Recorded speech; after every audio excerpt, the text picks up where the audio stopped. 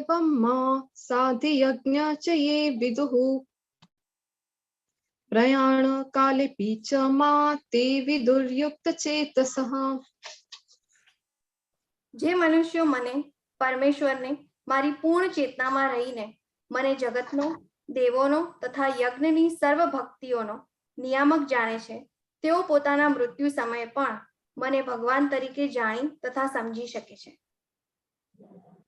ओम तत्सदिति श्रीमद्भगवद्गीतासु उपनिषत्सु ब्रह्म विद्यायां योगशास्त्रे श्रीकृष्णार्जुन संवादे ज्ञान विज्ञान योगो नाम सप्तमोऽध्यायः। हरे कृष्णा कृष्ण कृष्ण हरे हरे, हरे राम राम राम हरे हरे. हरे कृष्ण. હરે Krishna. Thank you very much યાત્રી માતાજી અને અલ્પા માતાજી. બહુ સરસ વિચારો સાથે આપણે પઠન પૂરું કર્યું. 7મો અધ્યાય આપણા 6 જે ભક્તિ યોગના અધ્યાય છે એમાંનો એક, અને એનું પ્રથમ અધ્યાય ખૂબ ઇમ્પોર્ટન્ટ. અને ભગવાનના શબ્દો જ્યારે પણ રિપીટ થાય ત્યારે એમની ઉપસ્થિતિની એક ઝલક આપણને મળે છે. તો આ સેવા આપવા માટે ખૂબ ખૂબ ધન્યવાદ અલ્પા માતાજી અને યાત્રી માતાજી. આ વખતે એકચ્યુઅલી નામાનિષ્ઠા પ્રભુએ 4 અધ્યાયોને બ્રેક કરવાનું કીધું છે, 2 દિવસમાં લેવાના છે. એટલે 18 + 4 22 દિવસ સુધી આ ચાલશે. તમને બધાને વિનંતી છે કે કન્ટિન્યુ સર્વિસ આપજો. બહુ સરસ સેવા છે અને આનંદ આવે સાંભળવા વાળાને પણ, ગાવા વાળાને પણ. રાઈટ, બહુ સરસ. Thank you. હરે કૃષ્ણ. હરે કૃષ્ણ. हरे कृष्ण. અને ખાસ કરીને જે લોકો શ્લોકા પઠન વખતે જોડાય છે, ધ મોસ્ટ સિન્સિયર અને વેરી ભગવદ્ ગીતાના શબ્દોના ચાહક, એ બધાનો ખૂબ ખૂબ આભાર. લલિત કુમાર વેદ પ્રભુ, રોશની માતાજી, અતુલાજી. હરે કૃષ્ણ. હરે કૃષ્ણ પ્રભુજી. નિર્મલા માતાજી, અલ્પનાજી, વિલાસ પ્રભુ. હરે કૃષ્ણ વિલાસ પ્રભુ. હરે કૃષ્ણ પ્રભુજી. વેલકમ પ્રભુ. અમિતાજી, અમરીશ પટેલ પ્રભુ. હરે કૃષ્ણ. હરે કૃષ્ણ પ્રભુ. જાનકી માતાજી. હરે કૃષ્ણ. હરે કૃષ્ણ અમરીશ પ્રભુ. સો આજે આપણે 7મો અધ્યાય જોવાનો છે. અમરીશ પ્રભુને હું co-host બનાવી દઉં છું, so that he can take care. અને એક સરસ કીર્તન કરવું છે. કોણ કીર્તન કરશે? just for maybe a few minutes.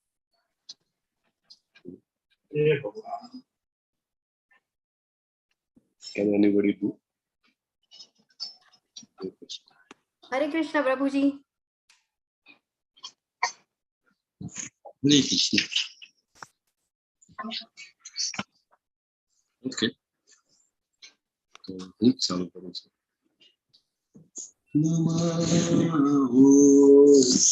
વિષ્ણુપદાય Krishna કૃષ્ણાય ભૂતલે શ્રીમતે ભક્તિ વેદાંત સ્વામી ઇતિ નામિને નમસ્તે સરસ્વતી દેવે ગૌરવાણી પ્રચારિણે निर्विशेषावादि पाश्चात्य देशधारिणे जय श्री कृष्ण चैतन्य प्रभु नित्यानंद श्री अद्वैत गदाधर श्रीवासदि गौर भक्तवृंद.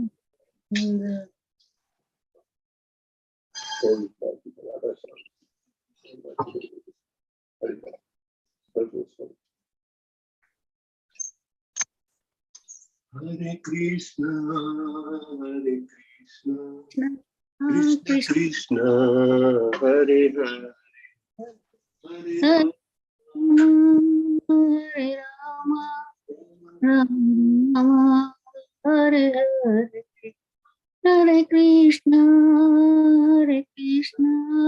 Krishna Krishna, Hare Hare Rama, Hare Rama, Rama Rama, Hare Hare, Hare Krishna, Krishna Krishna Hare Hare Hare Ram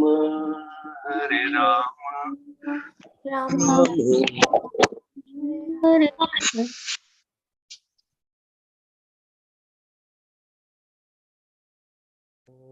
Hare Hare Hare Ram Ram Ram Hare Hare जय निताय गौरांग जय निताय गौरांग जय निताय गौरांग जय निताय गौरांग जय जय प्रभुपाद प्रभुपाद प्रभुपाद जय श्रीला प्रभुपाद निताय गौरा हरि बोल हरि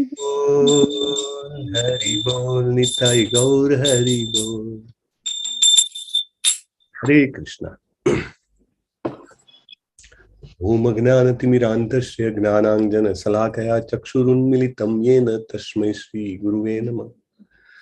अज्ञान रूपी મારી આંખોને જ્ઞાન રૂપી શલાકાથી ખોલવાવાળા સદગુરુદેવને હું નમન કરું છું. એટલે સૌથી પહેલા આપણે આધ્યાત્મિક સાધનામાં આપણા ગુરુ જે હોય, આપણા પથદર્શક, માર્ગદર્શક, આપણને આ સંસાર સાગરમાંથી ઉગારવાવાળા એવા ભગવાનનું મૂર્તિમંત સ્વરૂપ, જેને કહેવાય કે રિપ્રેઝેન્ટેટિવ ઓફ કૃષ્ણ, એમને આપણે પ્રણામ કરીએ. અને પછી આપણે વાત થઈ હતી એમ રૂપ ગોસ્વામીને, સડ ગોસ્વામીને પ્રણામ કરીએ. અને એમને બધાને આપણે છય ગોસ્વામી અને આપણા જે આચાર્ય છે એમને આપણે આપણી વચ્ચે બોલાવીએ, અને જેથી કરીને આપણું માર્ગદર્શન આપે, આપણને શક્તિ આપે, જેથી સો આપણે એમને બોલાવીએ છીએ. મનોભૂતમ સ્થાપિતમ યેન ભૂતલે સ્વયં રૂપમ કદા મહ્યમ દદાતિ સ્વપદાંતિકમ વંદેહમ શ્રી ગુરુમ શ્રીયુતમ પદકમલમ શ્રી રૂપમ સાગર જાતમ સહગણ રઘુનાથાન્વિતમ તામ સજીવ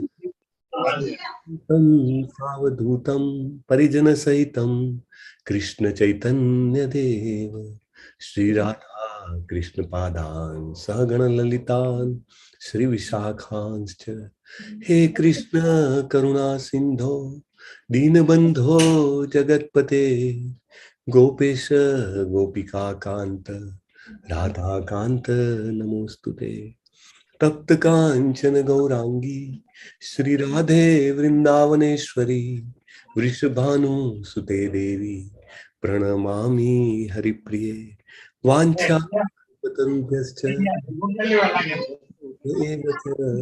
પતિતાનાં પાવનેભ્યો વૈષ્ણવેભ્યો નમો નમઃ. અનંત કોટી વૈષ્ણવ વૃંદ કી જય. શ્રીલા પ્રભુપાદ કી જય. ભગવદ ગીતા કી જય. સદગુરુદેવ કી જય. શ્રી કૃષ્ણ ચૈતન્ય પ્રભુ નિત્યાનંદ શ્રી અદ્વૈત ગદાધર શ્રીવાસાદિ ગૌર ભક્તવૃંદ. હરે કૃષ્ણ કૃષ્ણ કૃષ્ણ હરે હરે હરે રામ રામ રામ હરે હરે. હરે કૃષ્ણ. હરે કૃષ્ણ. ખૂબ ખૂબ સ્વાગત છે બધાનું. હરે કૃષ્ણ પ્રભુ. હરે કૃષ્ણ. સાતમો દિવસ. હરે કૃષ્ણ મૃદુલા માતાજી, નિલેશજી. હરે કૃષ્ણ.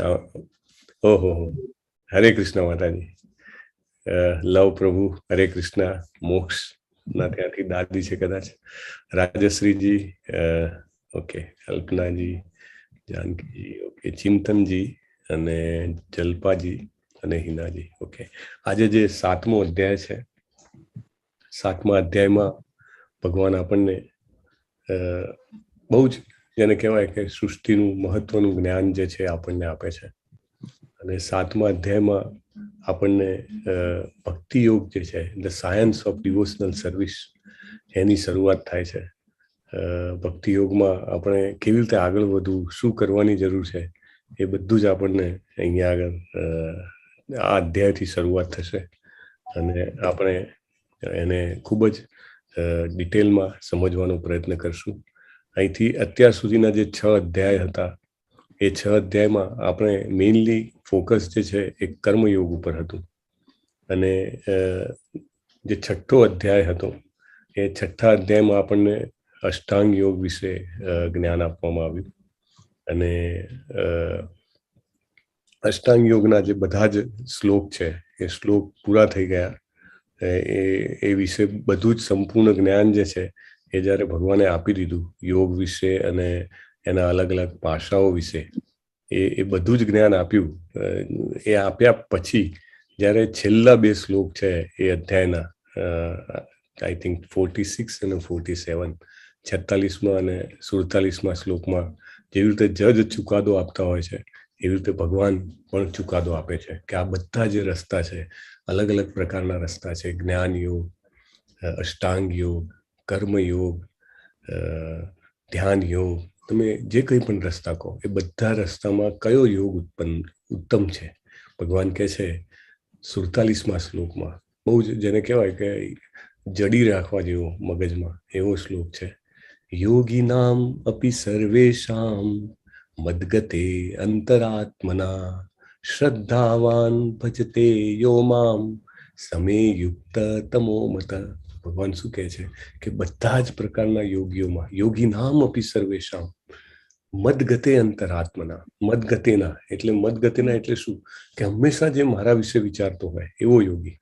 એટલે ઇટ્સ અ ડિવોશનલ સર્વિસ, રાઈટ? ભક્તિમય સેવા. આપણે આવું કંઈ 24 કલાક કોઈ વ્યક્તિ ધ્યાન ન કરી શકે, 24 કલાક કોઈ વ્યક્તિ જ્ઞાન ન લઈ શકે, 24 કલાક કોઈ વ્યક્તિ જે છે કર્મયોગમાં ન કરી શકે, રાઈટ? એને પણ ઊંઘવું પડે, એને પણ પોતાના બીજા કામ માટે સમય કાઢવો પડે.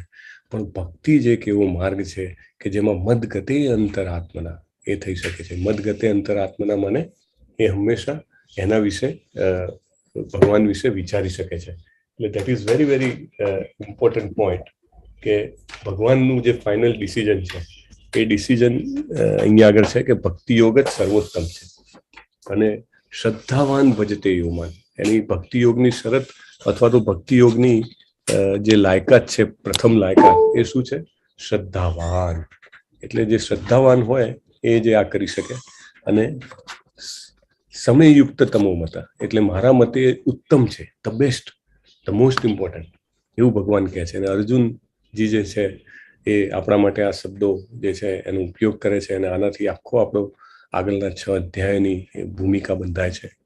તો આપણે એ જોશું અને ભગવાન જે આ અધ્યાયમાં આપણને બીજું જ્ઞાન આપે છે એના વિશે પણ આપણે ચર્ચા કરીશું. તો અત્યાર સુધીના આપણા જે 6 અધ્યાય છે એમાં જે કંઈ પણ ભગવાને આપણને કીધું છે એના ઉપર આપણે ધ્યાન જ્યારે કેન્દ્રિત કરીએ તો આપણને ખબર પડે કે હવે ભગવાન જે છે એ પર્સનલાઇઝ થઈ રહ્યા છે. આપણે જ્યારે સમજો કે આપણા એકદમ લંગોટિયા મિત્ર હોય અને આપણે જ્યારે બચપણમાં નાના હતા ત્યારે વિચારીએ તો ક્લાસમાં જ્યારે આપણે બેઠા હોઈએ અને સમજો કે આપણે એક જ મોહલ્લામાં, એક જ શેરીમાં, બાજુમાં ઘરમાં રહેતા હોઈએ અને એકદમ એકબીજાના જેને કહેવાય ને ગોઠિયા હોઈએ, પણ ક્લાસમાં જ્યારે બેઠા હોઈએ તો એક ક્લાસનો ડેકોરમ હોય, એક ટીચરનો જે શિક્ષક હોય એનો એક પ્રભાવ હોય અને એક નીતિ નિયમો શાળાના હોય એ પાળવાના હોય. એટલે આપણે છે એક અંતર રાખીએ, રાઈટ? એ વખતે કંઈ આપણે બીજી વાતો કરવા ના બેસીએ. એ વખતે આપણે હંમેશા દાખલા તરીકે દોરડા ખેંચની રમત રમાડતા હોય અને 2 ગોઠિયા સામસામે હોય તો બરાબર જોરથી જ ખેંચતા હોય, બરાબર? ભાઈબંધ હોય પણ કે આમાં તો મારે બરાબર કરવું જ પડે, રાઈટ? એક્ઝામ આપવાની હોય તો એમાં પરીક્ષામાં પણ પોતપોતાનું બેસ્ટ લગાવતા હોય. પણ જ્યારે શાળાની બહાર મળે છે, રાઈટ, ત્યારે પછી એમની પર્સનલાઇઝ વાતો ચાલુ થાય, બરાબર? ઘણીવાર લોકો આજના જમાનામાં તો કે બહુ પર્સનલ ના થાય, રાઈટ? એ પર્સનલાઇઝ મેટર જે છે, આપણે ભગવદ્ ગીતાની શરૂઆતમાં પણ વાત કરી હતી કે જ્યારે આપણે આપણી લાગણીઓને જોડીએ છીએ, જ્યારે આપણે ભાવથી કોઈ એક્ટિવિટીમાં જોડાઈએ છીએ ત્યારે એ આપણા માટે આખા જીવનનું સંભાળનું બની રહે છે, રાઈટ? તો એવી રીતે ભગવાન જે છે હવે 7મા અધ્યાયથી ભગવાન પર્સનલ બનવાનું ચાલુ કરે છે. he becomes personal. એટલે આપણને બધું જ જે કહેશે મદગતે, ભગવાન પોતાની જે ઈચ્છાઓ છે, પોતાની જે લાઇક્સ છે, ડિસલાઇક્સ છે, એ બધું આપણને કહેશે. એને ભક્તિ યોગ કેમ કીધો વચ્ચેના 6 અધ્યાયને? કારણ કે ભગવાન જે છે નાઉ હી ઇઝ બિકમિંગ પર્સનલ. આપણને એકદમ કહે છે કે ભાઈ જો અત્યાર સુધી 6 અધ્યાયમાં મેં આખું જેને કહેવાય પાયો બનાવી દીધો, હવે ઇમારત બનાવવાની શરૂ થાય છે. મેઇન ઇમારત હવે છે આપણી. અને અર્જુનને પણ જેને કહેવાય કે અત્યાર સુધી જે જ્ઞાન આપ્યું એ જ્ઞાન પછી હવે જ્યારે ધ્યાન યોગનો ચર્ચા થઈ ત્યારે ભગવાન કહે છે મદ ગતે અંતરાત્મના. ભગવાને અત્યાર સુધી મને એ શબ્દ વાપરવાનું શરૂઆત કરી નથી. હવે ભગવાન જે છે એ જેને કહી શકાય કે પર્સનલ બને છે. અને પર્સનલ બને ને ત્યારે શું થાય? ત્યારે એકબીજાના ભાવ, એકબીજાના પ્રેમ, એકબીજાની લાગણીઓ, એકબીજાનો ઓપિનિયન, એકબીજાની ઈચ્છા, એ બધું જ જે છે એ શેર થાય છે. રાઈટ? તમે જ્યારે મિત્રો સાથે હો ત્યારે કોઈ એ કહે કે મને આ પ્રસાદ ભાવે છે, કોઈ કે અમારું એક ચર્ચા હતી તો શિક્ષક પૂછતા હતા કે પોતાનું ઇન્ટ્રોડક્શન કેવી રીતે આપવાનું, તો કે તમને કયો પ્રસાદ સૌથી વધારે ભાવે. તો એ રીતે પોતાની ભાવની ચર્ચા કરે. કોઈને પોતપોતાના કલર ગમતા હોય કે મારો ફેવરિટ કલર બ્લુ છે, તો કોઈ કે મારો ફેવરિટ કલર યલો છે. રાઈટ? પછી કોઈ એમ કહે કે મને શાસ્ત્રીય સંગીત સાંભળવું ગમે છે, કોઈ કે મને પોપ સંગીત સાંભળવું ગમે છે. રાઈટ? જ્યારે પર્સનલ થાય ત્યારે ધેન દે સ્ટાર્ટ ઇન્ટરેક્ટિંગ. રાઈટ? એટલે એકબીજા સાથે વાતો કરે. ભગવાન હવે આપણને પર્સનલ થાય છે આપણી આગળ, અને ભગવાન હવે આપણને પર્સનલ એની પોતાની વાતો કરશે કે જેથી આપણે આ જે આધ્યાત્મિક જ્ઞાન છે એને વધારે સારી રીતે સમજી શકીએ. કારણ કે આપણે જનરલી એવા ટેવાયેલા છીએ, અત્યાર સુધીનો જે ટ્રેન્ડ છે કે આધ્યાત્મિક જ્ઞાન છે એ કેવી રીતે કે તેજ, બ્રહ્મ, પ્રકાશ, શક્તિ, આનંદ, આપણને એમની કેરેક્ટરિસ્ટિકથી જ અમને સમજવાનું અત્યાર સુધી એ લાગ્યું છે. પણ ખરેખર એ તેજ કોનું, એ પ્રકાશ કોનો, એ શક્તિ કોની, એ આનંદ કોનો, એ વસ્તુ જો આપણે જાણીએ તો આપણને એ વસ્તુ પરમેનન્ટલી મળી જાય. રાઈટ? પરમેનન્ટ હેપીનેસ જેને કહેવાય. આપણી જે બધી ઈચ્છાઓ છે એ ઈચ્છાઓ આપણે શેના માટે કરીએ છીએ? સુખી થવા માટે. તો આપણે ડાયરેક્ટ મૂળ ઉપર જઈએ કે આપણે હંમેશા સુખી રહેવાનું પસંદ કરીએ તો ઈચ્છાઓ જે છે એનું કોઈ મહત્વ રહેતું નથી. ઓકે, આટલી પૂર્વ ભૂમિકા સાથે it is exactly 8 o'clock. So we are starting. મારી સ્ક્રીન દેખાય છે અમરીશ પ્રભુ? હા, દેખાય છે પ્રભુજી. અધ્યાય 7 જ્ઞાન વિજ્ઞાન યોગ, જેને કહેવાય છે સંપૂર્ણ જ્ઞાન. શ્રી ભગવાન ઉવાચ મય્યાસક્ત મના પાર્થ યોગમ યુજ્યન્મદાશ્રય અસંશયમ સમગ્રમ મામ યથા જ્ઞાસ્યસિ તત્સૃણુ. બહુ જ ઇમ્પોર્ટન્ટ શબ્દો છે આ બધા. ભગવાન જે બોલે છે શું કહે છે? પહેલા તો કહે છે પાર્થ. પાર્થ એટલે શું? પાર્થનો મતલબ શું થાય? અમારા એક પાર્થ પ્રભુ છે, અમારા એક્ટિવ વોલિયન્ટર અને ચિલ્ડ્રનના ટીચર્સ છે, જેને પણ ખબર હોય ફટાફટ ટાઈપ કરી દેવાનું કે what is meant by Parth. Parth શબ્દનો મતલબ શું થાય? અત્યાર સુધી 4-5 જવાબ તો આવી જવા જોઈએ, એટલી મારી આશા છે. ભગવાનના નામ અને ભગવાને અર્જુને જે નામથી બોલાયા એ નામ બધા બહુ જ ઇમ્પોર્ટન્ટ છે. હા, નિલેશ પંડ્યા પ્રભુ કહે છે મિત્ર, રશ્મિ દેસાઈજી કહે છે પૃથાના પુત્ર. હા, પૃથાના પુત્ર. લલિત કુમાર વેદ પ્રભુ પણ કહે છે પૃથાના પુત્ર. બરાબર છે. તો પાર્થ એટલે પૃથાનો પુત્ર. કુંતી માતાનું એક નામ પૃથા હતું, એટલે એને પાર્થ કહીને બોલાવે ત્યારે અથવા કૌંતેય કહીને બોલાવે ત્યારે એમને ભગવાન પર્પસફુલી એવું કહે છે કે તું યાદ કર, તું કોનો પુત્ર છે? તું કુંતીજીનો પુત્ર છે. હું ગઈકાલે પેલો કુંતીજીની પ્રાર્થના યાદ કરતો હતો. નમ પંકજ નાભાય નમ પંકજ માલિને નમ પંકજ નેત્રાય નમ પંકજાગ્રય નમ પંકજ નાભાય. તમારી નાભી છે કમળ જેવી છે. નમ પંકજ માલિને, તમે કમળનો હાર પહેર્યો છે. નમ પંકજ નેત્રાય, તમારા નેત્ર છે કમળ જેવા છે. નમ પંકજાગ્રય, છેલ્લે ચરણ ઉપર જાય છે કે જેથી ભગવાનને શરમ ના આવે કે મારી ફોઈ થઈને, મારા મોટા થઈને મારી કેમ પ્રાર્થના કરે છે. અને તમારા ચરણ. રાઈટ? યસ, લલિત કુમાર કુંતીજીનું બીજું નામ. તો અહીંયા પૃથાના પુત્ર કરીને યાદ કરાવે છે. પણ ભગવાન કહે છે કેમ પૃથાના પુત્ર કહે છે? તો કેવી રીતે મારામાં મન આસક્ત કરવું? મૈયાસક્ત સંધિ સુધી પાડો તો મારામાં આસક્ત. આપણે ઘણી બધી વસ્તુમાં આસક્ત હોઈએ. દાખલા તરીકે મારી આસક્તિ સરસ ભોજન જમવામાં હોય, મારી આસક્તિ જે છે એ સરસ કુદરતી દ્રશ્યો જોવામાં હોય, મારી આસક્તિ છે એ અલગ અલગ પ્રકારની સુવાસ લેવામાં હોય, જાતની આસક્તિ હોય. તો ભગવાન કહે છે હવે જે ભગવાન આસક્તિની વાત કરે છે એ કઈ આસક્તિ છે? મારામાં આસક્તિ રાખ. આસક્તિનો મતલબ શું છે, પ્રેમનો મતલબ શું છે? કોઈ માતા હોય એના છોકરાને એમ કયા કરે કે હું તને બહુ જ પ્રેમ કરું છું, હું તને બહુ જ ચાહું છું, તું મારો જેને કહેવાય પ્રાણ પ્યારો પુત્ર છે અથવા પુત્રી છે. પણ એ છોકરો સવારના ઉઠે એને બહુ ભૂખ લાગે કકડીને, પણ એ ખાવાનું ન બનાવે, રાઈટ? ભાઈ તું મને બહુ વાલો છે, પછી મોબાઈલ ચાલુ, ભાઈ તું મને બહુ વાલો છે, ટીવી ચાલુ, બરાબર? એને ખાવા જ ના આપે, એને પ્રેમ કહેવાય? એને પ્રેમ ના કહેવાય, રાઈટ? પ્રેમ કોને કહેવાય? પ્રેમ એવો કે જેમાં કંઈક આપવાની ઈચ્છા હોય, એના માટે કંઈક કરવાની ઈચ્છા હોય, રાઈટ? એવી રીતે મૈયાસક્ત એટલે ભગવાનમાં આસક્તિ રાખવી એટલે શું? તો ભગવાન માટે કાંઈક કરવું, એમના માટે કાંઈક ને કાંઈક એક્ટિવિટી કરવી. અને આપણે સ્પેશિયલ એક્ટિવિટી અમુક ટાઈમ માટે કરી શકીએ, અમુક ટાઈમ માટે આપણે ડાયરેક્ટ એક્ટિવિટી ના હોય, પણ આપણી જે એક્ટિવિટી હોય એને ભગવાન માટે કરી દઈએ તો આ એચિવેબલ છે. મૈયાસક્ત, આસક્તિ, ભગવાનમાં આસક્તિ. મૈયાસક્ત મના પાર્થ, એટલે મનને પણ મારામાં રાખ, તારા મન જે છે એને મારામાં આસક્ત કર. યોગમ યુજ્જન્મદાશ્રય, એટલે એ જે યોગ છે એને ભક્તિ યોગ કહેવાય છે. એનો આશ્રય લેતું, અને એ આશ્રય લેવાથી શું થશે? અસંશયમ સમગ્રમ મામ, એટલે ભગવાન છે ને ગેરંટી આપે છે. પેલી હોય ને કે એક તમે ઘણી જગ્યાએ ગેરંટી જોઈ હશે કે આમ કરશો તો આમ થશે, એની ગેરંટી છે, રાઈટ? તમે આટલી એક્સરસાઇઝ કરશો રોજની 20 મિનિટ, અઠવાડિયામાં 5 દિવસ ચાલશો તો તમારું હાર્ટ છે હેલ્ધી રહેશે, અને એની ગેરંટી ઘણા બધા જે પેલા એથ્લેટ્સ ને સ્વાસ્થ્ય નિયામકો હોય છે બધા આપતા હોય છે.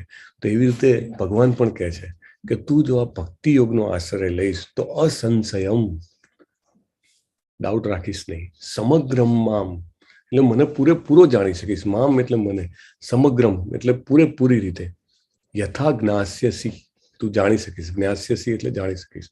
તત્સૃણુ, જો આ તત્સૃણુ શબ્દો છે ને આખા શ્લોકના, અને એવું કહેવામાં આવે કે કમ્પ્લીટ ભગવદ્ ગીતાના સાર રૂપ છે. ભગવાનને જાણવાની, ભગવાનને પામવાની, ભગવાનને આપણા જીવનમાં લાવવાની એ જે પ્રક્રિયા છે, આખી જે સાયન્ટિફિક પ્રોસેસ છે, એનું સૌથી પહેલું પગથિયું આ છે. ભગવાન જે છે એ પહેલા અધ્યાયમાં અર્જુનને કહે છે પશ્યતામ, એટલે કે તું જો આ બે સેનાઓને. અને અહીંયા આગળ ભગવાન કહે છે, શબ્દ ઉપયોગ કરે છે, પછી ઘણી વાર કરે છે ભગવદ્ ગીતામાં, તત્સૃણુ. શૃણુ એટલે સાંભળ, સાંભળવાનું બહુ જ મહત્વ છે. ભગવાનની જે ભક્તિમય સેવાનું વિજ્ઞાન છે એના 9 તબક્કા છે, એને નવધા ભક્તિ કહેવામાં આવે છે. એ નવધા ભક્તિનું પહેલું અને 9 પગથિયામાંથી સૌથી વધારે ઇમ્પોર્ટન્ટ એવું જે આ પગલું છે એનું નામ છે શ્રવણમ. શ્રવણમ ઇઝ ધ પ્રોસેસ, એ પ્રક્રિયા છે કે જેના દ્વારા ભગવાન છે, ભગવાનનું જ્ઞાન છે, અને ભગવાનની શક્તિ છે, ભગવાનનું સામર્થ્ય છે, ભગવાનનો આનંદ છે, એ બધું જ એ કાનમાંથી પ્રવેશ કરે છે અને હૃદય સુધી પહોંચે છે. એવું કહેવાય છે કે ભગવાનની જે માયા શક્તિ છે, જે આપણને આ બંધનમાં બાંધે છે, એ માયા શક્તિ માટેનું દ્વાર જે છે આપણા ચક્ષુ છે. આંખોમાંથી માયા પ્રવેશે છે. જ્યારે પહેલા અધ્યાયમાં ભગવાન અર્જુનને પશ્ચૈતામ કહે છે, ત્યારે ઘણા વિદ્વાનો એવું લખે છે, બોલે છે કે અર્જુનને યોગ માયામાં નાખવામાં આવે છે. જ્યારે બે સેનાઓને જોવે છે ત્યારે આ ભગવદ્ ગીતાને ધરાતલ પર પુનઃ અવતરણ કરવા માટે ભગવાન એની આંખોથી યોગમાં પ્રવેશ કરે છે. આપણા માટે પણ આપણી આંખોમાંથી જે મહામાયા છે પ્રવેશ કરે છે. આપણે દુનિયાને જોઈએ છીએ અને ધેન આપણા અંદર પ્રવેશ કરે છે. એવી રીતે ભગવાનનું જે આધ્યાત્મિક જ્ઞાન છે, ધ સ્પિરિચ્યુઅલ નોલેજ, એ જે છે એ કાનથી પ્રવેશ કરે છે. કાન એ આપણા આખા શરીરનો એમ કહી શકાય કે આધ્યાત્મિક જીવનમાં આગળ વધવા માટેનો સૌથી મોટો અવયવ અને સૌથી ઇમ્પોર્ટન્ટ જે ઇન્દ્રિય છે એ આપણી શ્રવણ કરવાની ઇન્દ્રિય છે. શ્રવણમ કીર્તનમ વિષ્ણુ બધું પછી આવે છે. અર્ચનમ પાદ સેવનમ, બધું 9 પગલા જે છે એમાં સૌથી પહેલું શ્રવણમ છે. અને ભગવાન અહીંયા આગળ અર્જુનને કહે છે સાંભળતું. હવે સાંભળવાનું તો કેવી રીતે સાંભળવાનું? સાંભળવાની પ્રોસેસના 2 તબક્કા છે. પ્રભુપાદ છે ને એમના જે ભાવાર્થ છે એમાં બહુ સરસ ડિટેલમાં આ બધું લખે છે. હર્ષદા માતાજીએ મને મેસેજ કર્યો હતો કે મેં ભગવદ્ ગીતાની બુક, જપમાળા, એનો આખો સેટ હું લઈ આવી છું, મંગાવી લીધો છે ઇસ્કોન મંગલુરુની વેબસાઇટ ઉપરથી. તો ખાસ એના માટે કહું છું કે જેને પણ ઈચ્છા હોય હજુ વધારે ડિટેલમાં સ્ટડી કરવો છે, ચોક્કસ મંગાવી લો. અને તમે જ્યારે આ ભાવાર્થમાં વાંચો, પ્રભુપાદ બહુ સરસ સમજાવે છે. પ્રભુપાદ લખે છે કે સાંભળવું કેવી રીતે, તો બે એના પ્રક્રિયાના બહુ ઇમ્પોર્ટન્ટ આસ્પેક્ટ છે, જેને કહેવાય પહેલું છે એટેન્ટિવલી સાંભળવું. આપણે કોઈને કહીએ સાંભળને મારી વાત, એ કંઈ બહુ બોલ કરતો હોય ને આપણે કંઈ બહુ ઇમ્પોર્ટન્ટ કહેવું હોય તો આપણે કહીએ ભાઈ સાંભળને. તો સાંભળને કહીએ છીએ એનો મતલબ શું? ધ્યાનથી સાંભળ, એકાગ્રતાથી સાંભળ. તો સાંભળવાની પહેલી શરત છે એકાગ્રતાથી સાંભળવું. બીજી શરત છે સબમિસિવ હિયરિંગ. સબમિસિવ એટલે શરણાગતિ સાથે. શરણાગતિ સાથે એટલે કે મારું ફૂલ, જેને કહેવાય કે મારી બધી જ ઇન્દ્રિયો, મારું મન, મારું બુદ્ધિ, બધું જ જે છે એ જે કહે છે એને ઝીલવા માટે હું લગાવું. રાઈટ? કે ઘણી વાર તમને ખ્યાલ હશે કે બહુ હેવી કરંટ આવી જાય ને તો વાયર બળી જાય.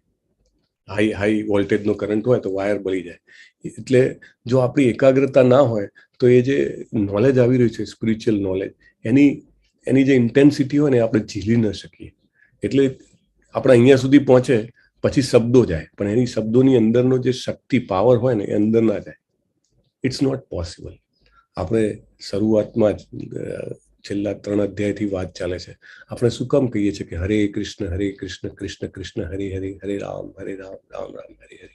શું કામ જપ કરો? લોકો એમ કહે છે કે બોલવાનું સારું, આ મંત્રો સારા છે એટલા માટે. એના કરતા પણ ઇમ્પોર્ટન્ટ અને જે સિક્રેટ મેટર છે એ શું છે? બોલવા કરતા પણ સાંભળવાનું.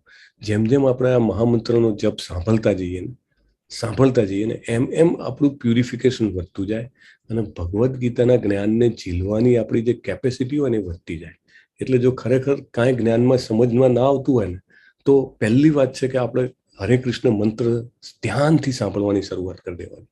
ધ્યાનથી સાંભળવાની. તમે જુઓ, જ્ઞાન તમને આમ જે એવું લાગતું હશે, અત્યારે આપણે 7મો દિવસ છે, તમને એમ લાગતું હશે કે આ તો બધું ઉપરથી જાય છે, ઘણું બધું જેને એવું છે. કારણ કે મને અમુક મેસેજ આવતા હોય છે કે ક્યારેય કોઈ દિવસ આ દિશામાં પગલું જ ના મૂક્યું હોય અને પછી એ દિશામાં જઈએ તો બધું અજુગતું લાગે. બરાબર ને?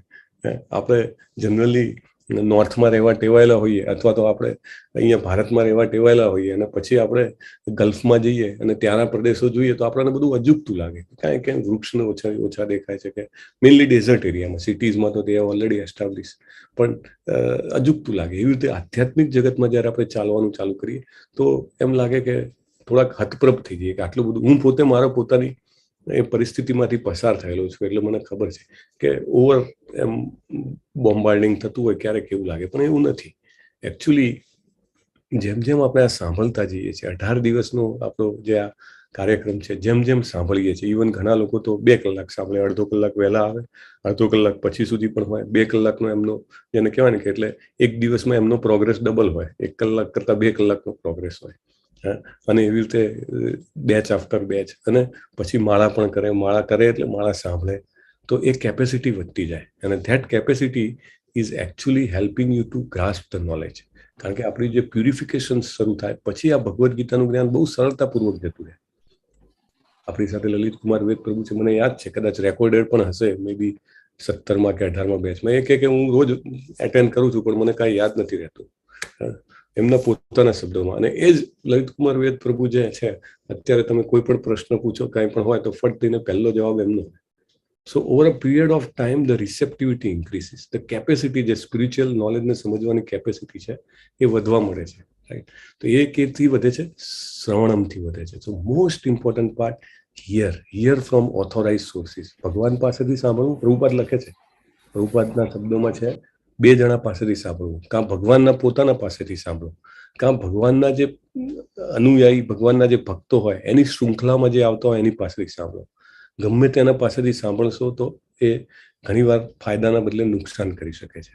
એટલે ઓથોરાઇઝડ હોવું જોઈએ. આપણે કેમ ભગવદ્ ગીતા યથારૂપ ઉપર જ ફોકસ કરીએ છીએ, કારણ કે શ્રીલા પ્રભુપાદ છે એ ભગવાનના શુદ્ધ ભક્ત છે. એમના જે શબ્દો જે છે એ એક શબ્દ હોય એ કૃષ્ણએ લખાવેલો હોય એટલે આપણને એકદમ ઉતરી જાય. ભાગવતમનો ક્લાસ છે આપણે અથવા તો લેવલ 2 ના આપણા જે ક્લાસ હોય, ઇવન ભક્તિ વૃક્ષા, નોટ ઇવન લેવલ 2, ભક્તિ વૃક્ષામાં આપણે ભગવદ્ ગીતાનો એક શ્લોક લીધો હોય તો એનો ભાવાર્થનો એક એક શબ્દ આપણે વાંચીએ છીએ ભક્તિ વૃક્ષામાં. કેમ? તો આ શબ્દોમાં શક્તિ છે અને એ સાંભળીશું તો આપણે આ જ્ઞાનને મેળવી શકશું. આનું બહુ ઇમ્પોર્ટન્ટ હતું એટલે આ શ્લોક ઉપર મેં ડિટેલ વાત કરી છે. બીજો શ્લોક, જ્ઞાનમ તે અહમ સવિજ્ઞાનમ ઇદમ વક્ષ્યામ્ય શેષતઃ યજ્ જ્ઞાત્વા નેહ ભૂયોન્ય જ્ઞાતવ્યમવશિષ્યતે. હવે હું તને પૂર્ણ રૂપે ઇન્દ્રિય ગમ્ય તથા દિવ્ય એમ બંને જ્ઞાન વિશે કહીશ. આ જાણ્યા પછી તારે જાણવા યોગ્ય કશું બાકી રહેશે નહીં. જો પાછી એક ગેરંટી આપી ભગવાને કે હું તને કેવું જ્ઞાન કહું છું. એકચ્યુઅલી નોલેજ જે છે એના બે પ્રકાર ભગવાન કહે છે અહીંયા આગળ. there are 2 types of knowledge, બરાબર. એક જ્ઞાન એવું છે કે જે આપણે આપણી ઇન્દ્રિયો જે છે, જે આપણી સેન્સીસ છે એનાથી જાણી શકીએ. અને જ્ઞાન કેવું છે, એક્સક્યુઝ મી, જેનું પણ ઓડિયો ચાલુ હોય ને તો પ્લીઝ મ્યુટ કરી દેજો. હા, તો ભગવાન કહે છે બીજું જ્ઞાન છે દિવ્ય છે. એકચ્યુઅલી આપણી જે ઇન્દ્રિયો જે છે એ ઇન્દ્રિયોની લિમિટેશન છે. ઇન્દ્રિયો જે છે એને એની એક સીમા છે. દાખલા તરીકે આપણા જે કાન છે ને એ 20,000 કિલોહર્ટ્ઝથી 24,000 કિલોહર્ટ્ઝની વચ્ચેની જેટલી ફ્રીક્વન્સી હોય ને એટલું જ સાંભળી શકે છે. એનાથી નીચે હોય તો એ નથી સાંભળી શકતા, અને એનાથી ઉપર હોય તો એ બિલકુલ બેરાસાઈ જાય કે બિલકુલ એ બી આપણને જેને કહેવાય બેર ના થઈ શકે, રાઈટ.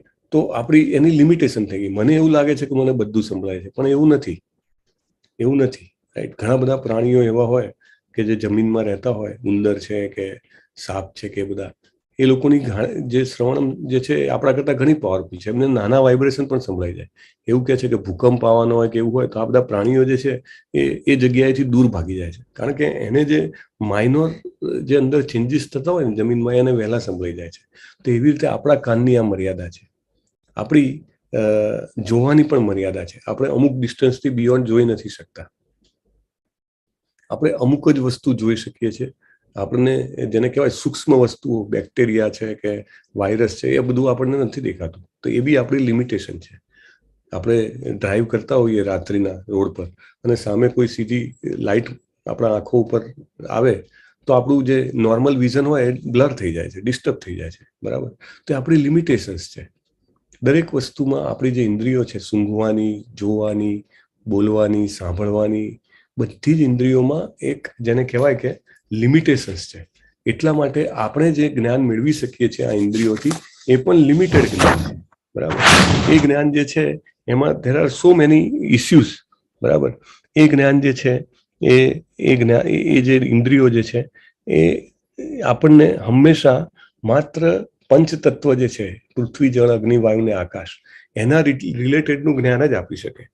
એ જે ઇન્દ્રિયો દ્વારાનું જ્ઞાન જે છે એ હંમેશા જે છે એ અપૂર્ણ હોય છે, એ પૂર્ણ નથી હોતું.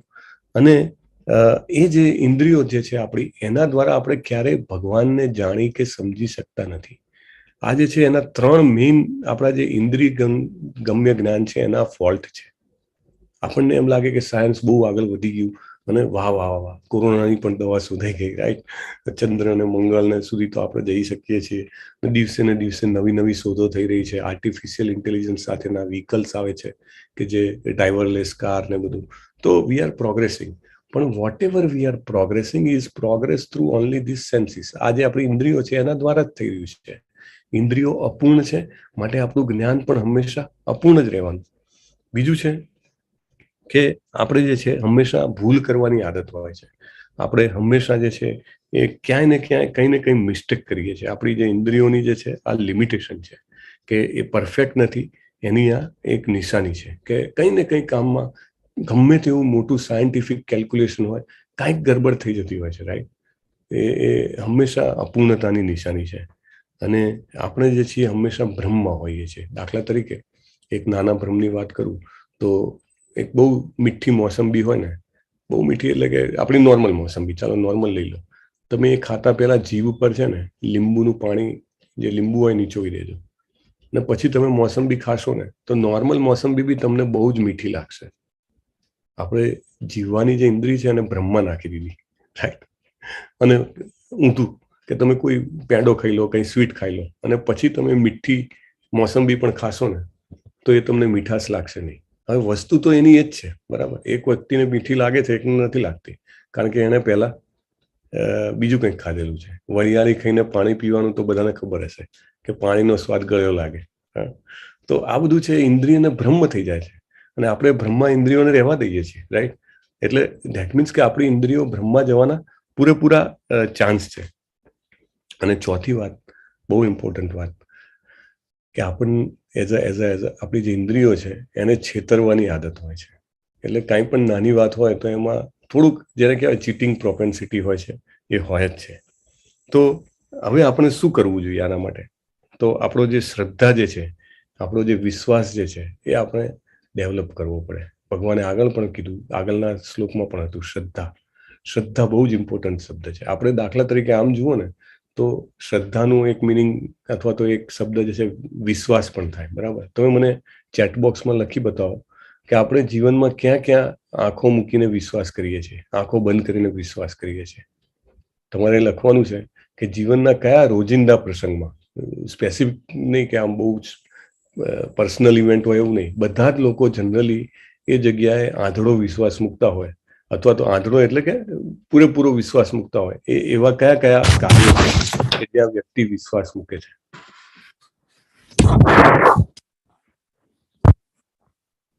દાખલો હું આપી દઉં તો તમને બધાને સરળ રહેશે. તમે વાળ કપાવા જાઓ છો ત્યારે જે નાઈ હોય છે, વાળંદ હોય છે, એને તમે એની હાથમાં અસ્ત્રો હોય છે, ધારદાર કાતર હોય છે, પણ તમે માથું એને આપીને આંખો બંધ કરીને લંબાઈને સૂઈ જાઓ છો, બરાબર. તમને એમ નથી કે હમણાં મને મારી દેશે, કાપી નાખશે, અથવા એનાથી ભૂલથી થઈ જશે, રાઈટ. હા, લલિત કુમાર વેદ પ્રભુ કહે છે બસમાં બેસીએ ત્યારે ડ્રાઈવર કેવી રીતે ચલાવશે ભગવાન કોઈને ખબર નથી, રાઈટ. ઘણી વાર ડ્રાઈવર્સ જે હોય છે એ રાતમાં ઊંઘ ઝોકું આવી જાય, અથવા તો એમને વ્યસન કર્યું હોય, એવા પણ કેસ હોય. પણ બધા જે 60 જણા બેઠા હોય, 70 જણા બેઠા હોય, બધા પોતપોતાનું જે કે છે એમાં વિશ્વાસ મૂકી દે છે. નિકિતા જાનીજી લખે છે રિલેશનશીપમાં વિશ્વાસ. હા, ઘણી વાર, એટલે મોટે ભાગે મૂકવો જ પડે છે. તમે શું કરો? વિલાસ વિસ્ફૂતિ જે ડ્રાઈવરનું ઉદાહરણ આપે છે, રાજશ્રીજી ઓટો રિક્ષા, યસ. મનીષજી લખે છે દરજી. હા, દરજી પણ બરાબર છે. લલિત કુમાર પ્રભુ ટ્રેનમાં બેસી ડ્રાઈવર ઉપર વિશ્વાસ, ટ્રેનમાં પણ આપવો પડે, બરાબર ને. વચ્ચે તો ટ્રેનના બહુ એક્સિડન્ટ થતા હતા. હા, મનીષજીનું બહુ એક સરસ ઉદાહરણ છે ડોક્ટર ઉપર. ડોક્ટર જે છે તમને દવા આપે, હવે આપણને તો ખબર નથી એ દવામાં કયા કન્ટેન્ટ છે, બરાબર. હવે એ દવા લઈને મને એની આડઅસર નહીં થાય કે એનાથી હું જે છે કે હું મૃત્યુ નહીં પામું, એની શું ખાતરી, રાઈટ. અનુરાધાજી લખે છે રાતના સૂતી વખતે સવારે ઉઠવાનો વિશ્વાસ કે ઉઠી સરી બોલ. સરસ. આરતીજી લખે છે ડોક્ટર પાસે સર્જરી. હા, દવાની ઉપરાંત આ બીજું ઉદાહરણ, ડોક્ટર પાસે અસ્ત્ર, બધા જ સાધનો એવા હોય કે આપણા શરીરને કાપે, બરાબર. ઘણી વાર એવા દાખલા છે, મોટા ભાગે સાચું જ થાય છે, પણ ક્યારેક ક્યારેક કે ખોટી સર્જરી પણ થઈ જાય, પણ જે દર્દી છે એ તો વિશ્વાસ મૂકે છે, બરાબર. રશ્મિજી ડોક્ટર ઓપરેશન. નિલેશ પંડ્યાજી લખે છે સિક્યોરિટી સોસાયટીની. હા, સોસાયટીની સિક્યોરિટી પર વિશ્વાસ મૂકીએ છીએ ને, આપણે ઘર બંધ કરીને જઈએ અને કહીને જઈએ. પારેખ જિજ્ઞાસાજી શાકભાજી લેવા જઈએ ત્યારે પણ વિશ્વાસ મૂકીએ છીએ. ભાવના પારેખજી હોટેલમાં જમવા જઈએ ત્યારે, હા, ગમે તે ખવડાવી રહીએ એની શું ખાતરી? હે, આપણને કંઈક એવું ખવડાવી દે કે ફૂડ રિએક્શન આવી જાય તો, બરાબર છે. પરફેક્ટ ભાવનાજી. શરદ વ્યાસજી લખે છે મિત્રો ઉપર વિશ્વાસ. એકતા મોદીજી જુઓ તાજું ઉદાહરણ, વેક્સિનેશન અને કોવિડ.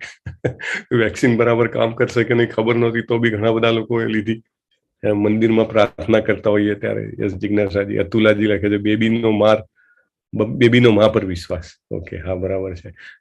બાળક હોય માતા પિતાની સાથે હોય અને બિલકુલ ટેન્શન ના હોય. શિલા પ્રભુપાદ એક દાખલો આપે છે કે હું મારા બાળક સાથે બસમાં જતો હતો, તો કંડક્ટર એને ડરાવવા માટે પૂછે છે કે તારી ટિકિટ ક્યાં છે?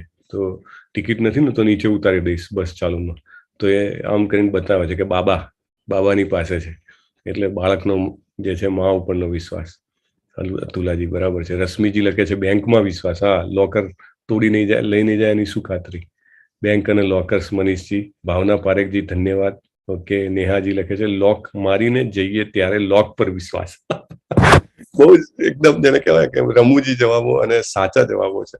Thank you very much. તો આ રીતે બધા ઉપર વિશ્વાસ કરતા હોઈએ આપણી આટલી નાની નાની વાતમાં. અને એક મોટા પોઈન્ટની વાત કરું છું કે જ્યારે વ્યક્તિને ખબર ના હોય કે મારા પિતા કોણ છે, રાઈટ, ત્યારે એ કોની ઉપર વિશ્વાસ કરે?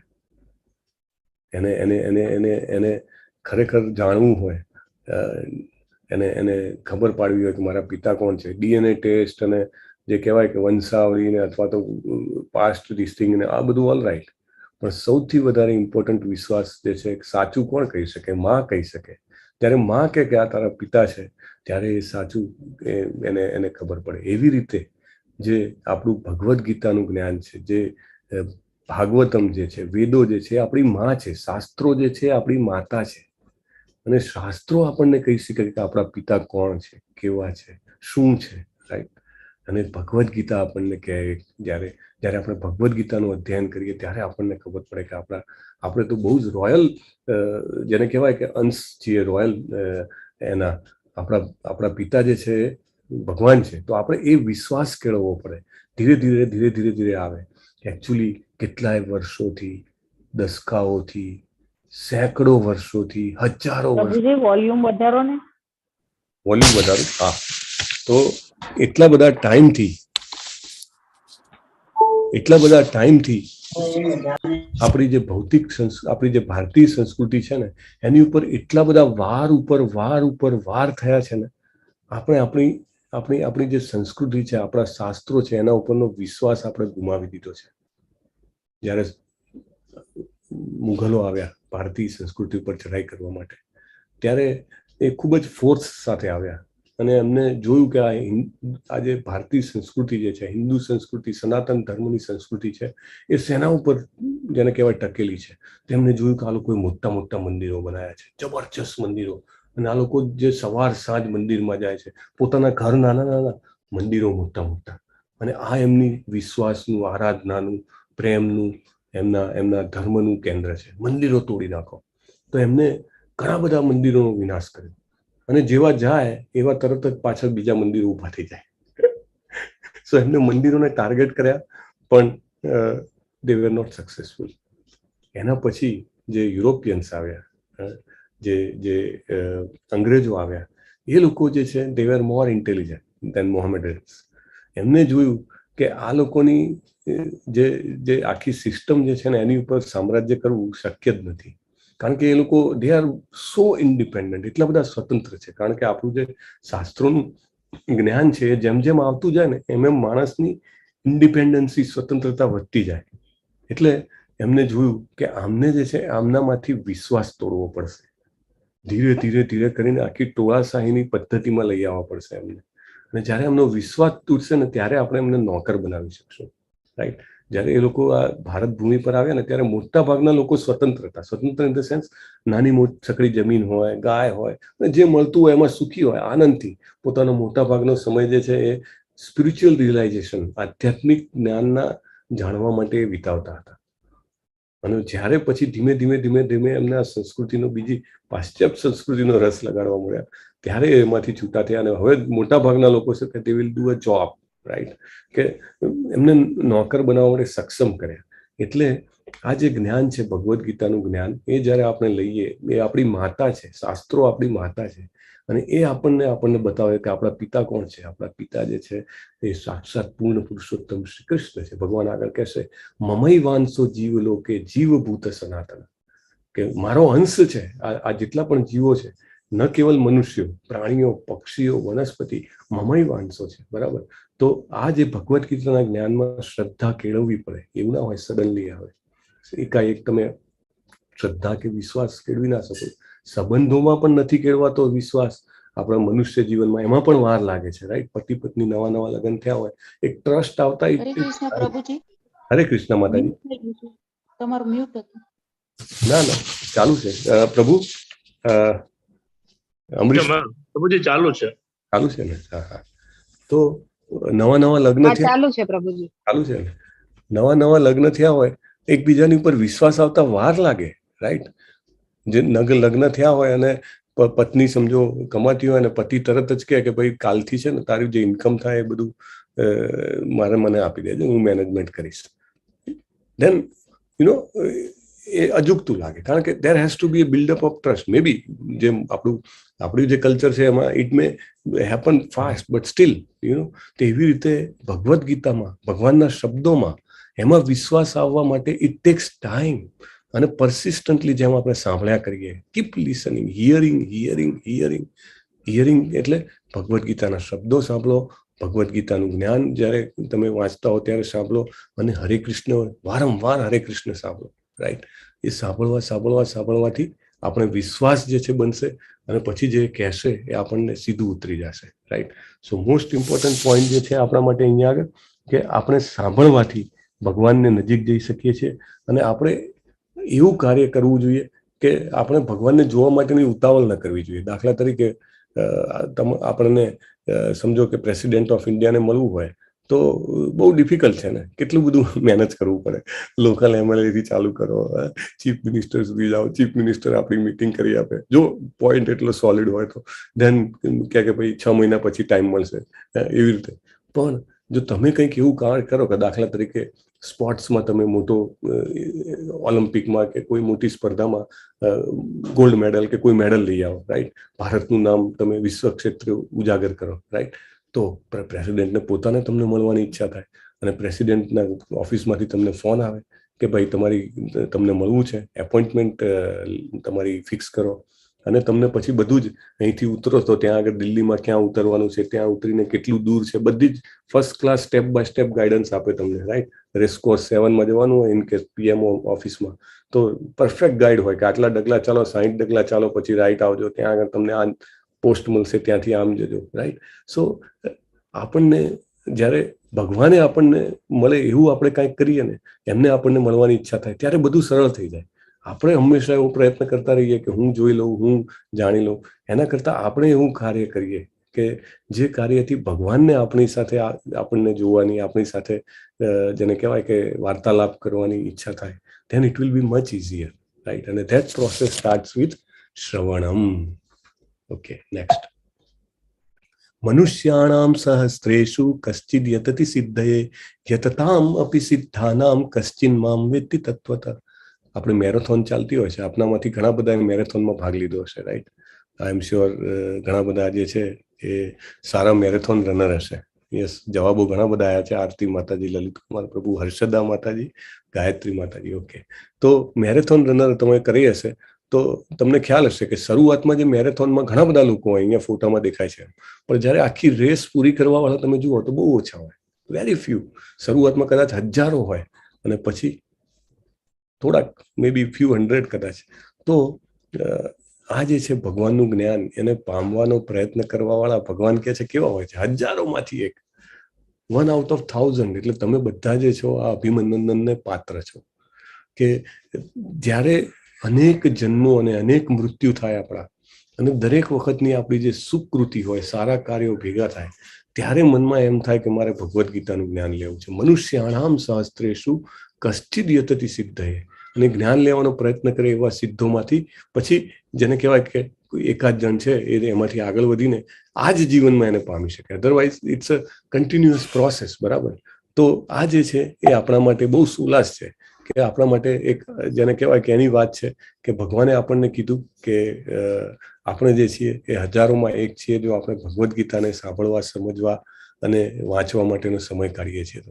તો આધ્યાત્મિક વિજ્ઞાનમાં જે જિજ્ઞાસુ હોય છે એને ભગવાન જે છે સાચા ગુરુ પાસે મોકલે છે, અથવા ગુરુને જિજ્ઞાસુ પાસે મોકલે છે, અને ગુરુ જે છે એને ગાઈડ કરે એટલે શું? જે ડૂઝ અને ડોન્ટ્સ બંને કહે કે આ કરવાનું, આ નહીં કરવાનું.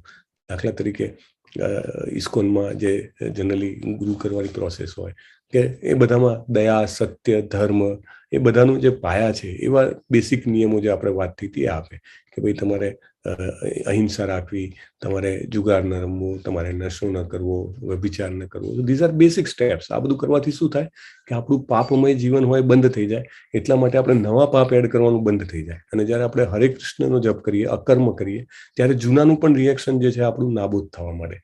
સો બોથ વે, પોઝિટિવ તરફ પણ ગતિ કરીએ, નેગેટિવ ઉપર જવાનું બંધ કરીએ, રાઈટ? એટલે એક્સિલેટર પણ મારો અને બ્રેક પણ મારો કારને, તો શું થાય? એટલે then it's a opposite reaction, right? પણ તમે બ્રેક ના મારો ને એકલું એક્સિલેટર મારો તો વધારે સ્પીડથી આગળ જાય. એટલે આ જે 4 નિયમ છે એ આપણા બ્રેક ન મારવા દે, અને હરે કૃષ્ણ મહામંત્ર જે છે આપણું એક્સિલેટર દબાવે. એટલે આપણી જે ગતિ છે સ્પિરિચ્યુઅલ લાઈફમાં એકદમ આગળ જાય. ભૂમિરાપો અનલો વાયુ ખમ મનો બુદ્ધિરેવ ચ અહંકાર ઇતિ યમ્મે ભિન્ના પ્રકૃતિ રષ્ટતા.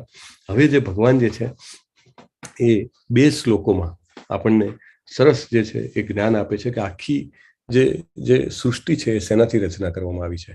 તમારામાંના ઘણા લોકો કેમિસ્ટ્રી ભણેલા હશે, બરાબર. કેમિસ્ટ્રીમાં એક આવર્ત કોષ્ટક આવતું હતું, આવર્ત કોષ્ટક, કે જેમાં બધા તત્વો લખેલા હોય, બરાબર ને. દરેક તત્વોની એક નંબર હોય એનો, રાઈટ. કે ઓક્સિજન તો 16, રાઈટ. એવી રીતે બધા અલગ અલગ, હાઇડ્રોજન તો કે 1, એ રીતે દરેક તત્વો હોય. અને આવર્ત કોષ્ટક જ કહેતા હતા મારા ખ્યાલથી. કોઈને યાદ હોય તો લખજો અંદર. ટેબલ કહેતા, પિરિયોડિક ટેબલ મે બી. સો એ જે આવર્ત કોષ્ટક જે હોય છે, યસ, કોઈએ લખ્યું છે પીરિયોડિક ટેબલ, ઇંગ્લિશમાં પીરિયોડિક અને ગુજરાતીમાં આવર્ત કોષ્ટક. હા, યસ, વિલાસ પ્રભુ, થેન્ક યુ. મનીષ પટેલ પ્રભુએ પણ લખ્યું છે પિરિયોડિક ટેબલ. તો આપણે આ બધા આટલા બધા તત્વો શોધવામાં લાગ્યા છીએ. દર વખતે કંઈક નવું તત્વ પણ લોકો શોધી કાઢે, પણ ભગવાને બહુ સિમ્પલ કરી નાખ્યું. ભગવાન કે આખી જે આપણી ભૌતિક જગત છે, 14 લોકો, એને એ ખાલી જે કહેવાય કે 5 સ્થૂળ વસ્તુઓથી અને 3 સૂક્ષ્મ વસ્તુઓથી બનેલું છે. 5 સ્થૂળ વસ્તુઓ કઈ? પૃથ્વી, જળ, અગ્નિ, વાયુ ને આકાશ. અને સૂક્ષ્મ વસ્તુઓ કઈ? મન, બુદ્ધિ ને અહંકાર. આ જે છે એ ભેગા થઈને આખી સૃષ્ટિની 14 લોક અને એની બિયોન્ડ બીજે કંઈ પણ છે એની રચના એનાથી થાય છે. આપણા શરીરમાં પણ તમે જુઓ, આ ભૌતિક શરીર છે એ આ 5 મહાતત્વોનું બનેલું છે. અને એની અંદર આપણું એક સૂક્ષ્મ શરીર છે, કે જે સૂક્ષ્મ શરીર મન, બુદ્ધિ અને અહંકારથી બને. અને એની અંદર આપણો આત્મા જે છે એના વિશે ભગવાન નેક્સ્ટ શ્લોકમાં વાત કરશે. એતદ્યોનિની ભૂતાની સર્વાણી ઇત્યુપધારય અહમ કૃષ્ણસ્ય જગત પ્રભવ પ્રલયસ્તતા. મે બી નેક્સ્ટ સર્વ સર્જાયેલા જીવોનો ઉદ્ભવ અને બંને શક્તિઓમાં રહેલો છે. આ જગતમાં જે કાંઈ પણ ભૌતિક અને આધ્યાત્મિક છે તે મને જ જાણ. એટલે અહીંયા આગળ ભગવાન જે છે 5મા શ્લોકમાં કહે છે ભગવાન કે આનાથી ભિન્ન મારી એક જે કહેવાય કે અપરા શક્તિ છે, જેને આત્મા કહેવામાં આવે છે. એટલે આપણે જે છીએ, આપણને ભૌતિક શરીર 5 તત્વનું, એની અંદર સૂક્ષ્મ શરીર મન, બુદ્ધિ, અહંકારનું, અને એની અંદર જે ભૌતિક નથી એવો ભગવાનનો અંશ, એ આત્મા આપેલો છે. આપણે એનાથી બનેલા છીએ. અને ભગવાન કહે છે કે આ ભૌતિક વત્તા જે ભૌતિક નથી તેવો આત્મા, આધ્યાત્મિક, એ બંનેની ઉત્પત્તિ અને વિનાશ જે છે એ હું જ છું. ભગવાન બહુ ક્લિયર કરે છે. આપણે ગોલોક ચાર્ટમાં જોયું, મહાવિષ્ણુના જે ઉચ્છ્વાસમાંથી જેટલા પણ બ્રહ્માંડો નીકળે છે, એમાં દરેક બ્રહ્માંડમાં એ પ્રવેશ કરે છે અને સૃષ્ટિની રચના કરે છે. મત્ત પરતરમ નાન્યત, બહુ જ ઇમ્પોર્ટન્ટ શ્લોક છે, બહુ જ ઇમ્પોર્ટન્ટ. મત્ત પરતરમ નાન્યત કિશ્ચિદ ધનતી ધનંજય કચ્ચિદ દસ્તી ધનંજય મયી સર્વમ ઇદમ પ્રોતમ સૂત્રે મણિગણા ઇવ. ભગવાન અહીંયા એસ્ટાબ્લિશ કરી દે છે પૂરેપૂરું આખું, જેને કહેવાય ને કે ક્લેરિટી આપી દે છે. મત્ત એટલે મારા કરતા, પરતરમ એટલે ઉપર, ના અન્યત, ના એટલે નથી અને અન્ય એટલે બીજું કોઈ નહીં. બહુ જ ક્લિયરલી આમાં કોઈ જ મતલબ આ શબ્દોમાં પણ આપણને શંકા જવી ના જોઈએ, રાઈટ. એ જે કહે છે શબ્દો આપણે સ્વીકારવાના છે, વારે વારે વિચારવાનું છે એના વિશે. એને જેવી રીતે પેલું વરસાદનું પાણી ધીમી ધારે વહેતું હોય ને તો કેવું અંદર ઉતરે જમીનમાં, એવી રીતે ઉતારવાનું છે. મત્ત પરતરમ ના અન્યત, મારાથી ઉપર કોઈ છે જ નહીં, રાઈટ. ધનંજય, અર્જુનજી જે છે એ યુધિષ્ઠિર મહારાજને યજ્ઞ કરવા માટે ધન લઈને આવેલા હતા, એટલે ધનંજય કીધેલા છે. અને ભગવાન કે કેવું છે આ બધું? આપણને એમ લાગે કે પૃથ્વી હવામાં ફરે છે, રાઈટ. અને પૃથ્વી અને સૂર્ય વચ્ચે અને બીજા ગ્રહો વચ્ચે કોઈ આકર્ષણ છે. વૈજ્ઞાનિકો એવું સમજાવે છે કે એકબીજાને આકર્ષણ પ્રત્યાકર્ષણથી એ લોકો પોઝિશનમાં ટકી રહેલા છે. ભગવાન અહીંયા આગળ કહે છે મયી સર્વમ ઇદમ પ્રોતમ સૂત્રે મણિગણા ઇવ. કેટલા સુંદર શબ્દો છે કે જે આખી આ મોતીની માળા છે જે આપણને દેખાય છે, એ માળામાં જે મણકાઓ છે શેના આધારે ટકેલા છે? ભગવાન કે એની અંદરનો જે દોરો છે તેના આધારે ટકેલા છે. એવી રીતે આખું જે બ્રહ્માંડ જે છે, ભૌતિક જગત જે છે, આધ્યાત્મિક જગત જે છે, બધું જ જે છે એ જેવી રીતે મોતીની માળામાં અંદર દોરો પરોવીને જેમ બધાને પકડી રાખતો હોય ને, એમ મારા આધારે બધા રહેલા છે. ભગવાનને દાખલો આપવો છે અહીંયા આગળ. ભગવાન સીધે સીધું એમ કે બધું મારા આધારે ટકેલું છે તો કદાચ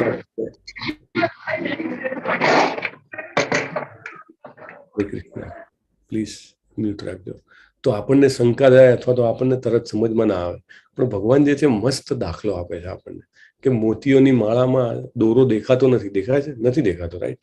સરસ પેન્ડલ આપણે પહેર્યું હોય ગળામાં તો જે માળા હોય એમાં કોઈને ખબર ના પડે, બધાને એમ લાગે કે હા મોતી સરસ છે, કેવા સરસ ટકેલા છે, પણ એની પાછળ દોરો રહેલો છે, બધાને ખબર છે કે એની પાછળ એક કોમન વાયર છે કે જે બધાને પકડી રાખે છે. એવી રીતે કેમ પૃથ્વી ગુરુ સાથે અથડાઈ નથી જતી, કેમ ચંદ્ર જે છે પૃથ્વી ઉપર નથી પડી જતો, right? Everything is in its position. Why? Because of Krishna. ભગવાનના કારણે એ ટકેલું છે ત્યાં આગળ. કૃષ્ણ ભગવાન છે, તે એક વ્યક્તિ છે, એ આ શ્લોકમાં પુરવાર થાય છે, અને તેમના કરતા ઉપર કોઈ નથી. આ જ વસ્તુ શ્રીમદ ભાગવતમમાં, ભગવદ્ ગીતામાં, બ્રહ્મ સંહિતામાં બહુ જ ક્લિયરલી અને વારે વારે અલગ અલગ ઉદાહરણોથી આપણને સમજાવવામાં આવે છે. હવે ભગવાન દાખલા આપે છે અમુક કે ઓકે, તને એવું લાગે છે કે હું તને એમ કહું કે મારાથી બધું ટકેલું છે, સમજવું અઘરું છે, ચાલ તને ઉદાહરણ આપું. રસો અહમ અપ્સુ કૌંતેય પ્રભાસ્મી શશિ સૂર્યયો પ્રણવ સર્વવેદેષુ શબ્દ ખે પૌરુષમ નૃષુ. ભગવાન કહે છે કે પાણી પીવાથી આપણી કેમ તરસ છીપાય છે? તો એ પાણીમાં રહેલો રસ જે સ્વાદ છે એ હું છું. પાણીનો સ્વાદ. રસો અહમ અપ્સુ કૌંતેય. અહીંયા પણ કુંતી માતાને યાદ કર્યા છે, રાઈટ? પ્રભાસ્મી શશિ સૂર્ય. પ્રભા એટલે પ્રકાશ, શશિ એટલે ચંદ્ર, અને સૂર્ય. ચંદ્ર અને સૂર્યનો પ્રકાશ હું છું, રાઈટ? જો પ્રકાશ જતો રહે તો ચંદ્ર સૂર્યની કઈ આપણને વેલ્યુ લાગે? ના લાગે. પાણી પીવાથી તરસ ના છીપાતી હોય તો પાણીની કોઈ વેલ્યુ છે? નથી. એવી રીતે ભગવાન કહે છે કે એનું જે સૂર્ય અને ચંદ્રનું તેજ હું છું. વેદોમાં ઓમ કરીને વેદોની બધી રૂચાઓ ઓમથી ચાલુ થાય, તો ભગવાન કહે કે ઓમ જે છે એ મારું પ્રતિનિધિત્વ કરે છે. અને જે આપણે જે પુરુષ હોય, જે વ્યક્તિઓ હોય, દાખલા તરીકે કોઈને સરસ ડ્રોઈંગ કરવાની આવડત હોય, કોઈને સરસ સંસ્કૃતના શ્લોકો બોલવાની આવડત હોય, કોઈને સરસ ગાવાની આવડત હોય, કોઈનામાં જબરજસ્ત શક્તિ હોય કે 100 કિલો વજન ઇઝીલી ઉઠાવી લે. ભગવાન કહે છે કે પુરુષોમાં રહેલી શક્તિ પણ હું છું. પુરુષોમાં એટલે મનુષ્યોમાં રહેલી. પૃથ્વીની આદ્ય સુગંધ, એટલે વરસાદ આવે ને તમને કેવી સરસ સ્મેલ આવે છે. અગ્નિમાં રહેલી ઉષ્ણતા, ગરમી જે છે એ હું છું. જીવોનું જીવન અને તપસ્વીઓનું તપ હું છું. આ બધું કેમ કે છે ભગવાન? ભગવાન પોતાને કેનવાસ કેમ કરે છે? કે જેથી કરીને આપણો વિશ્વાસ, આપણી શ્રદ્ધા જે છે એ વિકસે. અર્જુનને દ્વારા આપણના બધા માટે આ બધું કહેવામાં આવ્યું છે. અને મને બહુ સરસ એક ભક્તે કીધું હતું, આઈ થિંક પ્રભુપાદના લેક્ચરમાં પણ છે. પ્રભુપાદ કહે છે કે એક બહુ સરસ રસ્તો છે ભગવાનને યાદ કરવાનો, કે જેટલી વાર પાણી પીવો ને એટલી વાર આ શબ્દો યાદ કરવાના કે પાણીમાંનો જે રસ છે એ હું છું. એ જ્યારે યાદ કરીએ ને તો ઓટોમેટિકલી તમારી જે સાધના છે એ સાધના થઈ જાય, આપણી ભક્તિ થઈ જાય. રસો અહમ અપ્સુ કૌંતેય, રાઈટ? તો આ એક પ્રોસેસ છે, એ ટેકનિક છે, રાઈટ? ભગવાન કહે છે આગળ કે હું સર્વ જીવોનું આદિ બીજ છું, બુદ્ધિમાનોની બુદ્ધિ, શક્તિશાળી પુરુષોનું તેજ હું છું, રાઈટ? તો આ રીતે આ બધા ઉદાહરણ આપીને ભગવાન જે છે એ આપણને, જેને કહેવાય ને કે આકર્ષી રહ્યા છે. ભગવાન આપણને બોલાવી રહ્યા છે કે આ બધું જ્યારે જ્યારે જુઓ ત્યારે યાદ કરો. જ્યારે સૂર્યચંદ્ર જુઓ તો યાદ કરો કે એનો પ્રકાશ જે છે ભગવાન છે, રાઈટ? અંતરિક્ષમાં રહેલો અવાજ છે ભગવાન છે. કોઈનામાં બળ હોય, બુદ્ધિ હોય, સામર્થ્ય હોય, તો એ સામર્થ્યને એવું કહેવાય કે ઓપ્યુલન્સ જે છે, ઐશ્વર્ય છે એ ભગવાન છે. અગ્નિમાં રહેલી ગરમી ભગવાન છે. એટલે આ બધું જ્યારે જોઈએ ત્યારે આપણે ભગવાનને યાદ કરી શકીએ, એટલા માટે આ બધું કહેવામાં આવ્યું છે. ये चैव सात्विका भावा राजसास्तामसाश्चये मत्त एवेति तान विद्धि नत्व हंतेषु ते मयि. પછી સત્વગુણી, રજોગુણી કે તમોગુણી બધું જ જે છે ભગવાન કહે છે મારી શક્તિથી પ્રગટ થાય છે. હું સર્વત્ર છું, સ્વતંત્ર છું, અને ભૌતિક પ્રકૃતિના ગુણોને આધીન નથી, બલકે તેઓ મારે આધીન છે. એટલે આપણને ઘણા લોકો એવું કહેતા હોય કે કૃષ્ણજી જે છે એ પણ એક વ્યક્તિ હતા, એમને પણ જે કહેવાય કે ક્યારેક સત્વગુણમાં હતા, ક્યારેક રજોગુણમાં હતા, ક્યારેક તમોગુણમાં હતા, એમને પણ ગુણોએ બાંધ્યા. અને લોકો વિચારે છે પણ એવું, જ્યારે બ્રહ્મ હોય એ વ્યક્તિ બનીને આવે તો એને પણ માયામાં આવવું પડે. અગર એવું જ હોય તો એમને ભગવાન કેમ ના કહેવાય, રાઈટ? ભગવાન એને કહેવાય કે જ્યારે એ ગમે તે સ્વરૂપમાં હોય એ માયાથી બંધાય નહીં.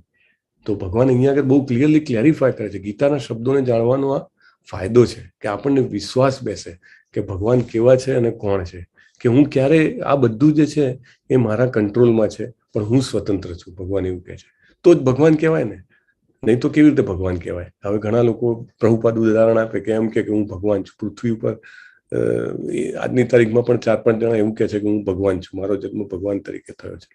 તો પછી એને જન્મ મૃત્યુ જરા વ્યાધિ કેમ આવે છે? રાઈટ, એને શું કામ આ બધી તકલીફોમાંથી પસાર થવું પડે છે? એને ભગવાન ના કહેવાય. ભગવાન કે બધું જ મારે આધીન છે. ત્રિભિર્ગુણમયિર ભાવૈર ભૈ સર્વમ ઇદમ જગત મોહિતમ નાભિજાનાતિ મામેભ્ય પરમવ્યયમ.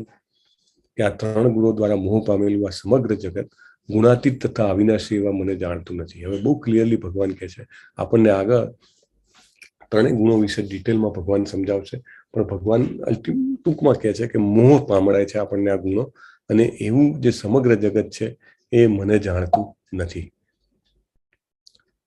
દૈવી એષા ગુણમયી મમ માયા દુરત્યયા મામેવ યે પ્રપદ્યન્તે માયા મેતામ તરંતિ તે. બહુ સુંદર ચિત્ર છે.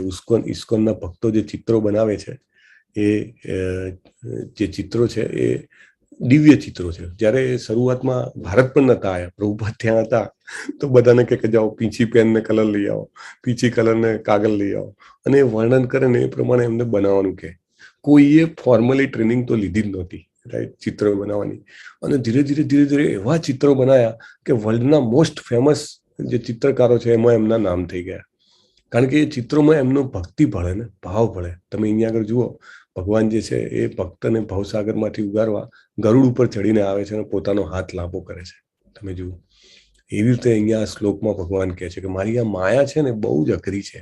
દૈવી એશા, કેવી છે? દૈવી છે, એને પાવર છે, એનામાં ડિવાઇન પાવર આપેલો છે. દૈવી એશા ગુણમયી, એટલે 3 ગુણવાળી માયા. મમ માયા દુરત્યયા, મમ એટલે મારી, આ જે માયા છે, દુરત્યયા એટલે અત્યંત દુષ્કર છે. રાઈટ, ભગવાને કહી દીધું પરીક્ષા તો અઘરી જ છે. રાઈટ, કે પેપર આવવાનું હોય જેઈ નું કે નીટનું પેપર હોય તો કેવું કહી દે કે ભાઈ પેપર તો જેઈ નીટ તો અઘરું જ રહેવાનું છે, don't expect it to be simple. Right, પણ ભગવાન એને રસ્તો બતાવે છે.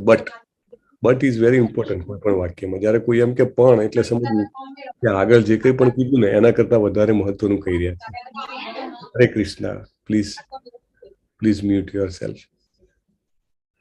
તો અહીંયા આગળ ભગવાન કહે છે મામે વયે પ્રપદ્યંતે. પ્રપદ્યંતે એટલે મારા શરણે, જે મારા શરણે આવે છે. અર્જુને કહી દીધું બીજા અધ્યાયના 7મા શ્લોકમાં, કે સાધી મામ ત્વામ પ્રપન્નમ. પ્રપન્નમ શબ્દ બહુ મહત્વનો છે. એકચ્યુઅલી આખી જે ડેવોશનલ સર્વિસનું સાયન્સ છે, ભક્તિમય સેવાનું વિજ્ઞાન, એમાં સૌથી ઇમ્પોર્ટન્ટ પોઈન્ટ છે ને તો એ છે પ્રપદ્યંતે. કે પ્રપદ્યંતે એટલે શરણે આવવું. જે શરણે જાય છે એનું કામ થઈ જાય છે. માયા મેતામ તરંતિ તે, એટલે માયા જે છે એમાંથી હું એનો ઉદ્ધાર કરી દઉં છું. સો ઇમ્પોર્ટન્ટ ને, સો ઇમ્પોર્ટન્ટ. આપણે ભગવદ્ ગીતાને એક શબ્દમાં સમજવું હોય તો શરણાગતિ કહી શકાય. એવું આપણે બીજા અધ્યાયમાં પણ જોયું. તો અહીંયા ભગવાન પોતે પણ કહે છે મારા શરણે આવો. સામેથી કહે છે. આપણે તો એટલા બધા ભાગ્યશાળી છીએ કે આપણને આ વારંવાર સાંભળવા મળે છે. આપણું જે મન છે, ચેતના છે ને, એ ડિસ્ટર્બડ હોય, પોલ્યુટેડ હોય, એટલે વારે વારે આ સત્યને અંદર આપણે ઉતારતા રહેવું પડે, એને વારે વારે કહેતા રહેવું પડે, આ શબ્દો વારે વાંચતા રહેવા પડે. અને પ્રભુપાદનો ભાવાર્થ, મુખ્ય તો જે ભાવાર્થ છે તમે વાંચો તો તમને આમ રિયલાઇઝેશન આપણું વધતું જાય. આ માયામાંથી તરવાનો ઉપાય છે, ચોક્કસ છે. આપણા શાસ્ત્રો, આપણી મા પાસે જઈએ ને તો મા કહે કે બેટા તને નાનપણથી આ રોગ છે, તને છે ને શરદી થઈ જાય છે, તું આ કામ કર, તું ખારેક ખા, ખજૂર ખા, અથવા તો તું ઓઢવાનું રાખ, વોટેવર XYZ. રાઈટ, માને ખબર હોય પોતાના દીકરાની. એવી રીતે ગીતા છે, આપણી મા છે, અને એ આપણને કહે છે કે શું કરવાનું, તો કે તારા પિતા પાસે જા. મામે વયે પ્રપદ્યન્તે માયા મેતામ તરંતિ તે. હવે ભગવાન જે છે એ વાત કરે છે 4 પ્રકારના લોકો છે. એ આટલું બધું જાણ્યા છતાં ભગવાનના શરણે આવતા નથી. 4 પ્રકારના લોકો જે છે એ મારે શરણે આવે છે. બહુ જ ઇમ્પોર્ટન્ટ પોઈન્ટ છે, અત્યંત ઇમ્પોર્ટન્ટ પોઈન્ટ છે. નમામ દુષ્કૃતિનો મૂઢા પ્રપદ્યન્તે નરાધમા માયયાપ્યત જ્ઞાના આસુરમ ભાવમાશ્રિતા. 4 પ્રકારના લોકો ભગવાન કહે છે આ બધું જાણ્યા પછી પણ મારા શરણે આવતા નથી. આપણે સુકૃતિ અને દુષ્કૃતિની વાત થઈ હતી, રાઈટ? તો અહીંયા આગળ એવા લોકો કે જે શરણે નથી આવતા એને ભગવાન દુષ્કૃતિ કહે છે. મૂઢ એટલે મૂર્ખ. મૂર્ખ કહે છે ભગવાન. કેમ મૂર્ખ કહે છે? કે જેને કંઈ ખબર ના પડે એમ તમે એને એમ કહો કે 10+10 કેટલા થાય તો કે એને ખબર ના પડે એને મૂર્ખ કહેવાય? ના, એ આપણી મટીરિયલ લેંગ્વેજમાં નહીં, સ્પિરિચ્યુઅલ લેંગ્વેજમાં કોને મૂર્ખ કહેવાય? પ્રભુપાદનો તમે ભાવાર્થ વાંચશો ને, કારણ કે જનરલી શું છે, મૂર્ખ શબ્દની વ્યાખ્યા એટલી સરસ રીતે સમજાવવામાં આવતી નથી. અદ્ભુત એવું લાગે કે ના કૃષ્ણજી આવીને જ કહી ગયા છે. બીજા બધામાં ડિટેલમાં ના જઈએ ને તો આ તો ડિટેલમાં જવું જ જોઈએ, આનો મિનિંગ તો સમજવો જ જોઈએ. મૂર્ખ એટલે એ કે જે એવું કે આધ્યાત્મિક રીતે આગળ વધવામાં, ભગવદ્ ગીતાને જાણવામાં મને કોઈ રસ નથી, અથવા તો મારી પાસે ટાઈમ જ નથી. સવારથી ઉઠું ને ત્યાંથી એટલું કામ હોય છે, સવારે ઘરનું કામ, ઓફિસ જવાનું, સાંજે આવો, સામાજિક રીતે વ્યસ્ત રહેવાનું, બાળકોને ભણાવવાનું, ટાઈમ નથી મારી પાસે. તમારે કઈ જોઈતું હોય તો થોડા પૈસા લઈ જાઓ તમે, બસ, બાકી ટાઈમની વાત ના કરશો. ભગવદ્ ગીતા માટે 1 કલાક, ઓહો, નોટ પોસિબલ, રાઈટ? ભગવાન કહે છે મૂઢા, કારણ કે આમાં મોટામાં મોટો લાઈફ લેસન છે. ભગવાન આપણને જેટલા બિઝી રાખવા માંગે છે એનાથી ઘણા વધારે આપણે આપણી જાતને બિઝી રાખી રહ્યા છીએ. આપણે આપણા સાઉલ માટે, આપણા આત્મા માટે અને એને તૃપ્ત કરવા માટે સમય કાઢવો જ જોઈએ. એટલી બધી પણ બિઝીનેસ ના હોવી જોઈએ કે આપણું જે આ ધરોહર છે વૈદિક જ્ઞાનનું, એ ધરોહરને આપણે જાણવા માટે સમય ના કાઢીએ. ભગવાને કીધું છે કે જો આપણે એટલા બિઝી થઈ જઈએ આપણા ભૌતિક એન્ડેવરમાં, પૈસા કમાવાથી લઈ સામાજિક રીતે, ઘણા લોકોને તો સામાજિક રીતે પણ બહુ જ એક્ટિવ હોય, સમાજ આખો આજુબાજુમાં રહેતો હોય, કાંઈ નહીં તો ચલો મળવાનું ના હોય તો ફોન બી રોજના 4-5 ફોન તો સમાજમાંથી આવતા હોય, આમ થયું તેમ થયું, લાંબી વાતો ચાલે, અને વાતો ના કરે તો ઉલટું ખોટું લાગે કે ભાઈ અમને કહેતા નથી, જરા ડિટેલમાં કહો અમને, રાઈટ? અને પોતાને પણ કંઈક કહેવું હોય, ઘરમાં કંઈક થયું હોય તો પણ એ પણ બહુ લાંબેથી કહે. આપણે કોઈની જેને કહેવાય વખોડવા નથી, પણ આ બધું કરતા કરતા જો ભગવાન માટે સમય ના નીકળે, જો આધ્યાત્મિકતા માટે સમય ના નીકળે, સ્પિરિચ્યુઅલ સાયન્સને ડીકોડ કરવા માટે સમય ના નીકળે, then we are falling in this category. ભલે આપણે કરોડો કમાતા હોઈએ, ભલે મારું સામાજિક રીતે બહુ મોટું નામ હોય, ભલે મારી લાગવગ કે મારી ઇન્ફ્લુઅન્સ જબરજસ્ત હોય, ભલે મારું શારીરિક સૌષ્ઠવ જબરજસ્ત હોય, I am very strong, happy, but still I am falling in this category. મૂઢા, બરાબર? પ્રપદ્યંતે નરાધમા, એટલે મનુષ્યોમાં જે અધમમાં અધમ હોય. આમાં ઘણા બધા દાખલા છે, તમને બધાને વિનંતી છે પ્લીઝ ગો ઇનસાઇડ, તમને દાખલા સાથે પ્રભુપાદ સમજાવશે. જગાઈને મધાઈ જે 2 મોટામાં મોટા દુષ્ટ હતા ચૈતન્ય મહાપ્રભુ આવ્યા ત્યારે, એનો દાખલો આપેલો છે. માયા અપ્યત જ્ઞાન, આ બી કેટેગરી માઇન્ડ બ્લોઈંગ છે. માયા અપ્યત જ્ઞાન, માયાએ જેમનું જ્ઞાન હરી લીધું છે, એટલે એમાં આ કેટેગરીમાં પ્રભુપાદ મૂકે છે. કોણ આવે ખબર છે તમને બધાને? આંચકો લાગશે જે પહેલી વાર જાણતા હશે, બહુ મોટો આંચકો લાગશે. વૈજ્ઞાનિક, સાહિત્યકારો, કારણ કે આ બધાને શું હોય ખબર છે? આ બધાને પોતાના જ્ઞાનનું બહુ જ ગર્વ હોય, અને એ ગર્વના કારણે ડેફિનેટલી આ બધું નોલેજ હોય એટલે એમને પૈસા પણ સારા મળ્યા હોય, વ્યવસ્થિત રીતે સેટલ હોય, એટલે એમને કદી ભગવાન વિશે વિચારવાની ઈચ્છા જ ના થાય, અને કદી એ આમાં માની જ ના શકે, એમની શ્રદ્ધા જ ડેવલપ ના થાય.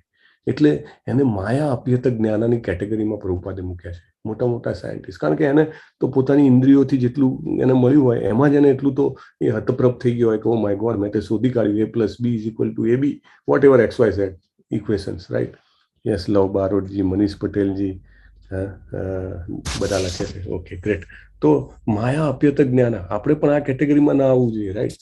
જ્યારે પણ બહુ જ જેને કહેવાય ઇન્ટેલિજન્ટ લોકો હોય મોસ્ટલી આમાં પડે છે, અને છેલ્લા આસુરમ ભાવમાં હશે.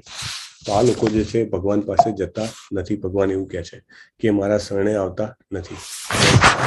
લોકો એમના શરણે જાય છે. ભગવાન એની પણ વાત કરે છે. ચતુર્વિધા ભજન તેમાં જના સુકૃતિનો અર્જુન. ત્યાં શું શબ્દ હતો? દુષ્કૃતિનો.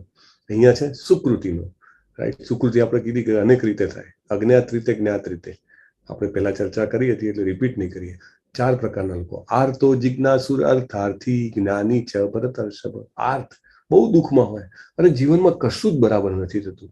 શેર બજારમાં જે સ્ક્રિપ્ટમાં પૈસા રોક્યા, ગઈકાલ સુધી બરાબર ચાલતી હતી, આજે જ ડૂબી ગઈ. ધંધામાં મોટા પાયા પર ઇન્વેસ્ટમેન્ટ કર્યું અને સડનલી એ જ ધંધો જે છે હવે ચાલતો નથી. રિલેશનશિપમાં જે વ્યક્તિને એમ માન્યું કે આ તો મારા જન્મનો સાથી છે અથવા સાથી રહેશે, એવી વ્યક્તિએ જ મને દગો કરીને જતી રહી. રાઈટ, એમ માન્યું હતું કે બધા જ પૈસા આવી જશે, બધી જ સંપત્તિ આવી જશે, પછી હું લહેરથી જીવીશ, અને શરીરમાં મોટો રોગ નીકળ્યો. જ્યારે આવી બધી સિચ્યુએશનમાં વ્યક્તિ ફસાય છે ને, ત્યારે એને આર્થ કહેવામાં આવે છે, અને ત્યારે એ ભગવાનને યાદ કરે છે. ભગવાને એને પણ સુકૃતિનો કીધો છે. સુકૃતિનો એટલે એનું પણ સારું પુણ્ય ભંડોળ જમા થયું છે, કારણ કે ત્યારે એને ભગવાન યાદ આવે છે. બીજો જિજ્ઞાસુ, કે જેને કંઈક જાણવાની ઈચ્છા છે, હું અહીંયા શું કામ આવ્યો, મારે ક્યાં જવાનું છે, મારે શું થવાનું છે, કેમ આ બધું પરિવર્તન કન્ટિન્યુઅસ ચાલ્યા કરે છે, એને જિજ્ઞાસુ કહેવાય. અર્થાર્થી એટલે મારે ધન જોઈએ છે સાહેબ, બીજું બધું જ જવા દો, હું તો પાક્કો ગુજરાતી, મને તો પૈસા તો જોઈએ ને જોઈએ જ. અર્થાર્થી અને જ્ઞાની કે જે ખરેખર એને ખબર છે કે ભાઈ ભગવાન જ સર્વસ્વ છે, હું એમનો અંશ છું અને મારે એમની જ આરાધના કરવી જોઈએ. રાઈટ, તો એવા જ્ઞાની. તો આ 4 પ્રકારના લોકો ભગવાન પાસે આવે છે.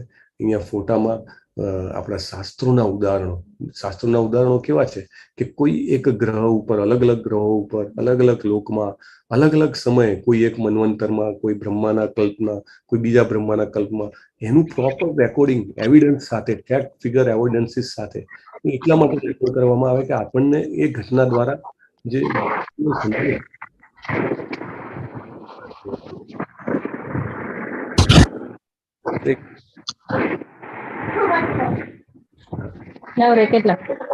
પ્લીઝ, હા, તો એ આપણને મળે છે. તો આ બધા દાખલા છે. યસ, ચાલો આ પહેલો દાખલો કોનો છે? અનમ્યુટ કરીને બોલી શકો છો. ફટાફટ આપણે આ બધા દાખલા જોઈ લઈએ. અને કઈ કેટેગરીમાં આવે? ગજેન્દ્ર મોક્ષનો. ગજેન્દ્ર મોક્ષ. યસ માતાજી. અને ગજેન્દ્ર મોક્ષમાં ઘટનામાં શું કે ગજેન્દ્ર જે છે હાથી થાય છે ત્યારે એને ભગવાન યાદ આવે છે. હવે એને એમ લાગે છે જીવ નહીં બચે, ત્યારે ભગવાનને યાદ કરે છે. એટલે કઈ કેટેગરીમાં આવે? આર્થ. બરાબર ગાયત્રીજી. પછી એની બાજુમાં દ્રૌપદી. હા, દ્રૌપદી ચીરહરણ. અને કઈ કેટેગરી? દુઃખ. હા, દુઃખ એટલે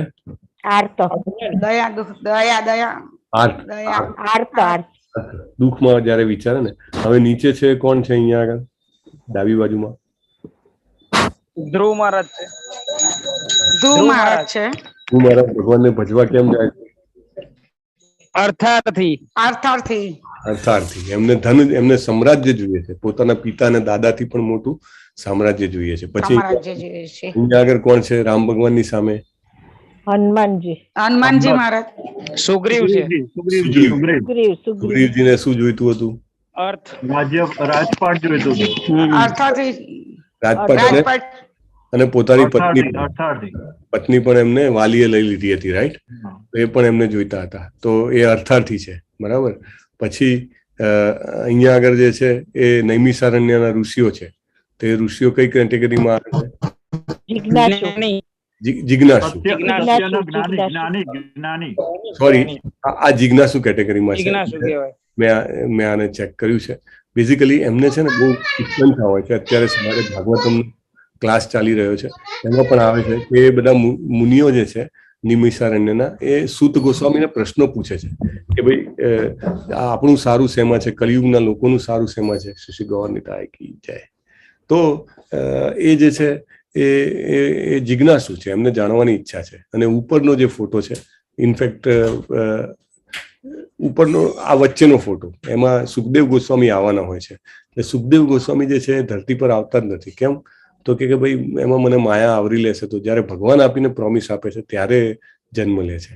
એટલે એ જે છે એ જ્ઞાની છે, જ્ઞાનીની કેટેગરીમાં છે. અને આ ફોટામાં સુખદેવ ગોસ્વામીને ભૂલી જઈએ તો પરીક્ષિત મહારાજ છે. પરીક્ષિત મહારાજ જે છે કેટેગરીમાં આવશે? જિજ્ઞાસુ. એમને પણ જિજ્ઞાસા છે. તો આપણે આ 4 માંથી કોઈ પણ, આપણને કાંઈ જોઈતું હોય કે ના જોઈતું હોય, આપણામાં હજારો ખ્વાહિશો હોય, હજારો ઈચ્છાઓ હોય, તો પણ ભગવાન પાસે જવું જોઈએ. અને કાંઈ ઈચ્છા ના હોય તો પણ ભગવાન પાસે જવું જોઈએ. એવું ભગવાન અહીંયા આગળ આપણને આ 4 ઉદાહરણથી કહે છે. અહીંયા એક દાખલો છે ધ્રુવ મહારાજનો. ધ્રુવ મહારાજ જે છે એમના પિતા ઉત્તાનપાદ છે, આખા પૃથ્વીના સમ્રાટ હતા, આખી પૃથ્વીના રાજા, અને મનુના પુત્ર. અને એમની 2 રાણીઓ હતી, સુરુચિ અને સુનીતિ. તો ધ્રુવ મહારાજ જે છે એમની માતા જે હતી સુનીતિ, એ એમના પિતા ઉત્તાનપાદને બિલકુલ પસંદ નહોતી અને સુરુચિ જે છે એમને ખૂબ ગમતી હતી. તો સુરુચિનો પુત્ર જે હતો એને ખૂબ સારી રીતે રાખતા હતા, પણ ધ્રુવ મહારાજને જે એમનો ભાઈ જે છે એ બંને સરખા ઉંમરના. એટલે એક દિવસ એવું બન્યું કે રાજા સિંહાસન પર બેઠા હતા અને દોડતો જઈને એનો જે ભાઈ જે છે એ સાવકીમાનો પુત્ર એમના ખોળામાં બેસી ગયો અને એનું જોઈને, આમ તો બાળકો હંમેશા કોપી કરે, રાઈટ, તો ધ્રુવ મહારાજ બી દોડતા જઈને એના ખોળામાં બેસવા ગયા. તો જે સુરુચિ જે છે એની સાવકીમાં, એ આવીને એને ધમકાવે છે કે તું મારા પેટે જન્મ્યો નથી એટલે તું આ સિંહાસન પર બેસી શકે નહીં. તારા બાપના પ્રેમનો તારો અધિકાર નથી, બરાબર? અને જો તારે ખરેખર આ અધિકાર જોઈતો હોય તો તું ભગવાન પાસે જા અને મારા પેટે જન્મ લે તો તને મળશે, એમ કરીને એને ધમકાવે છે. અને એમના શરીરમાં તો ક્ષત્રિયનું લોહી દોડી રહ્યું હતું. એટલે એમને ખૂબ અપમાન લાગે છે કે આ બધાની વચ્ચે મને આટલું બધું અપમાન કર્યું મારું, કે રોતા રોતા પોતાની મા પાસે જાય છે સુનીતિને પણ ખબર પડી જાય છે એડવાન્સમાં કે ભાઈ આવું કંઈ થયું છે. એટલે એ પણ રડે છે અને એને કહે છે કે હા બેટા, ભલે તને કડવું લાગ્યું હોય તારી સાવકી માએ કીધું એ, પણ એને જે શબ્દો કીધા ને એ બધા સાચા છે. જુઓ, ભગવાનના જે ભક્તો હોય એમાં આ ખાસિયત હોય કે એ છે ને બાયસલી ના જોવે, એ જોવે કે જે બોલી એ સાચું જ બોલી છે કે નહીં, અને કે હા એની વાત સાચી છે, તું કમનસીબ છે, તે મારા પેટે જન્મ લીધો છે, તું રાજા નહીં બની શકે. તો એમને પૂછ્યું કે તું મને કે શું કરી શકાય? તો કે એ તને જે તારી સાવકી માએ કીધું ને એના જેવું, કે તારે તો જઈને તારે ભગવાનને ભજવા જોઈએ અને ભગવાન પ્રસન્ન થાય તો તને જે છે એ કંઈક કરી શકે, બાકી તને સામ્રાજ્ય ન મળે. ભગવાન ક્યાં મળે? તો કે એવું કે છે કે તું બહુ દિલથી પ્રાર્થના કરીશ ને તો ભગવાન તને રસ્તો બતાવશે. અને મોસ્ટલી બધા ઋષિમુનિઓ જંગલમાં જઈને આરાધના કરતા હોય છે. ત્યારે જ ઓન ધ સ્પોટ તમે જુઓ 5 વર્ષના બાળકમાં કેટલું જબરદસ્ત ખમીર છે. એ બધું છોડીને નીકળી જાય છે અને જંગલમાં જવા તરફ પ્રયાણ કરે છે. અને જ્યારે પણ કોઈ વ્યક્તિના જીવનમાં જ્યારે વ્યક્તિ વિહવળ થાય અને એમ વિચારે કે મારે ભગવાન તમને સમજવા છે, જાણવા છે, ત્યારે ચોક્કસ ભગવાન જે છે એમના કોઈ ભક્તને મોકલી આપે છે. આ બધા જ ભક્તોનો, આ બધા જ જેટલા બી આધ્યાત્મવાદીઓ છે એમનો પોતાના જીવનનો સાદ્રશ દાખલો છે. આખી જે ચેન ગુરુ પરંપરાની બનાવે છે ભગવાન, એ શેના માટે? કે આ ગાડીઓ છેક સુધી પહોંચી શકે, રાઈટ, છેક છેડાવાળા વ્યક્તિ સુધી પહોંચી શકે. આપણને ચૈતન્ય મહાપ્રભુ સ્વરૂપે આયા ભગવાન, એમને આખી નીચે બધી ગુરુઓની શૃંખલા કરી.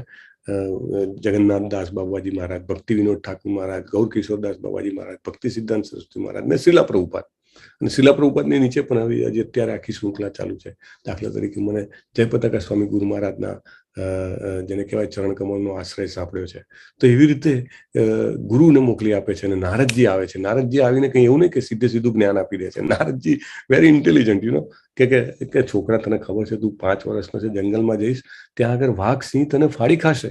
તારી આ કઈ ઉંમર છે તપ કરવાની? તું પેલા ઘરે જા, અને આ ઉંમરે મોટાનું કંઈક બોલી જાય ને તો ખરાબ પણ ના લગાવાય.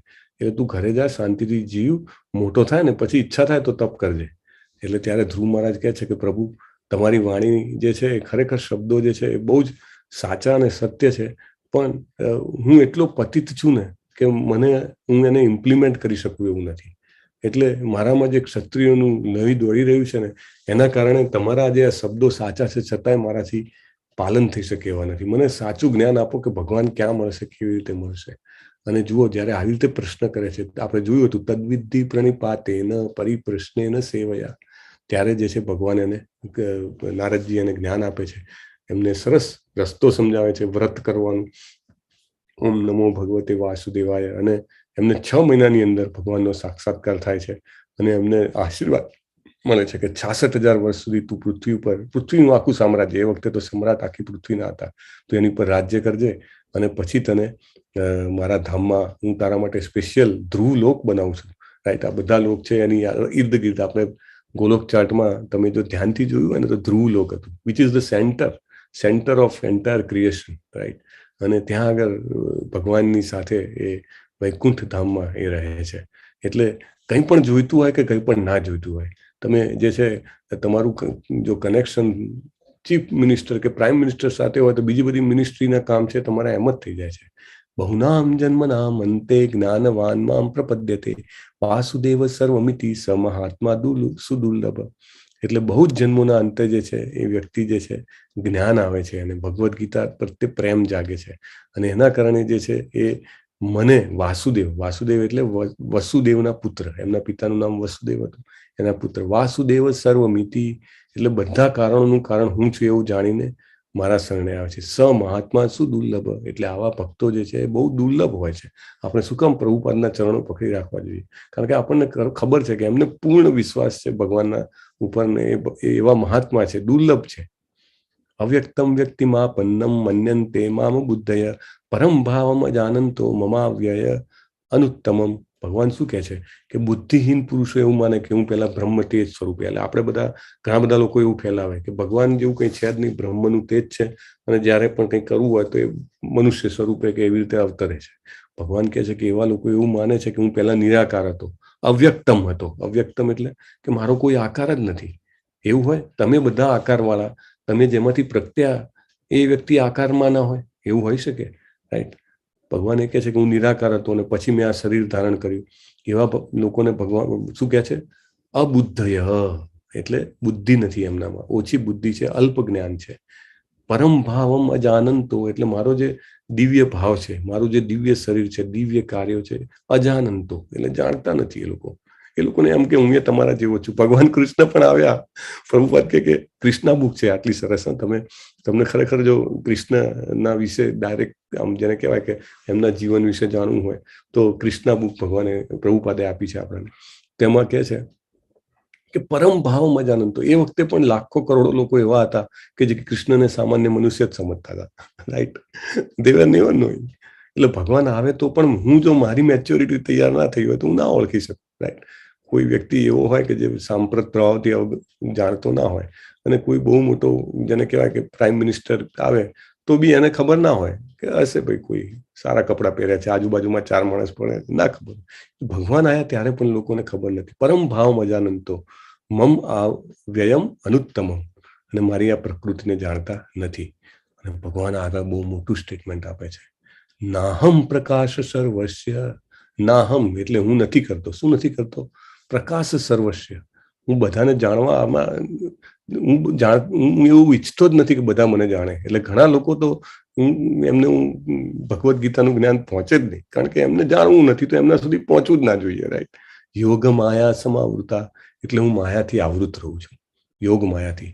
મૂઢો અયમ ના અભિજાનાતિ એટલે મૂઢ લોકો જે છે, I don't have time. Right. એમને ના અભિજાનાતિ મને જાણી શકતા નથી. લોકો મામ અજમ અવ્યયમ.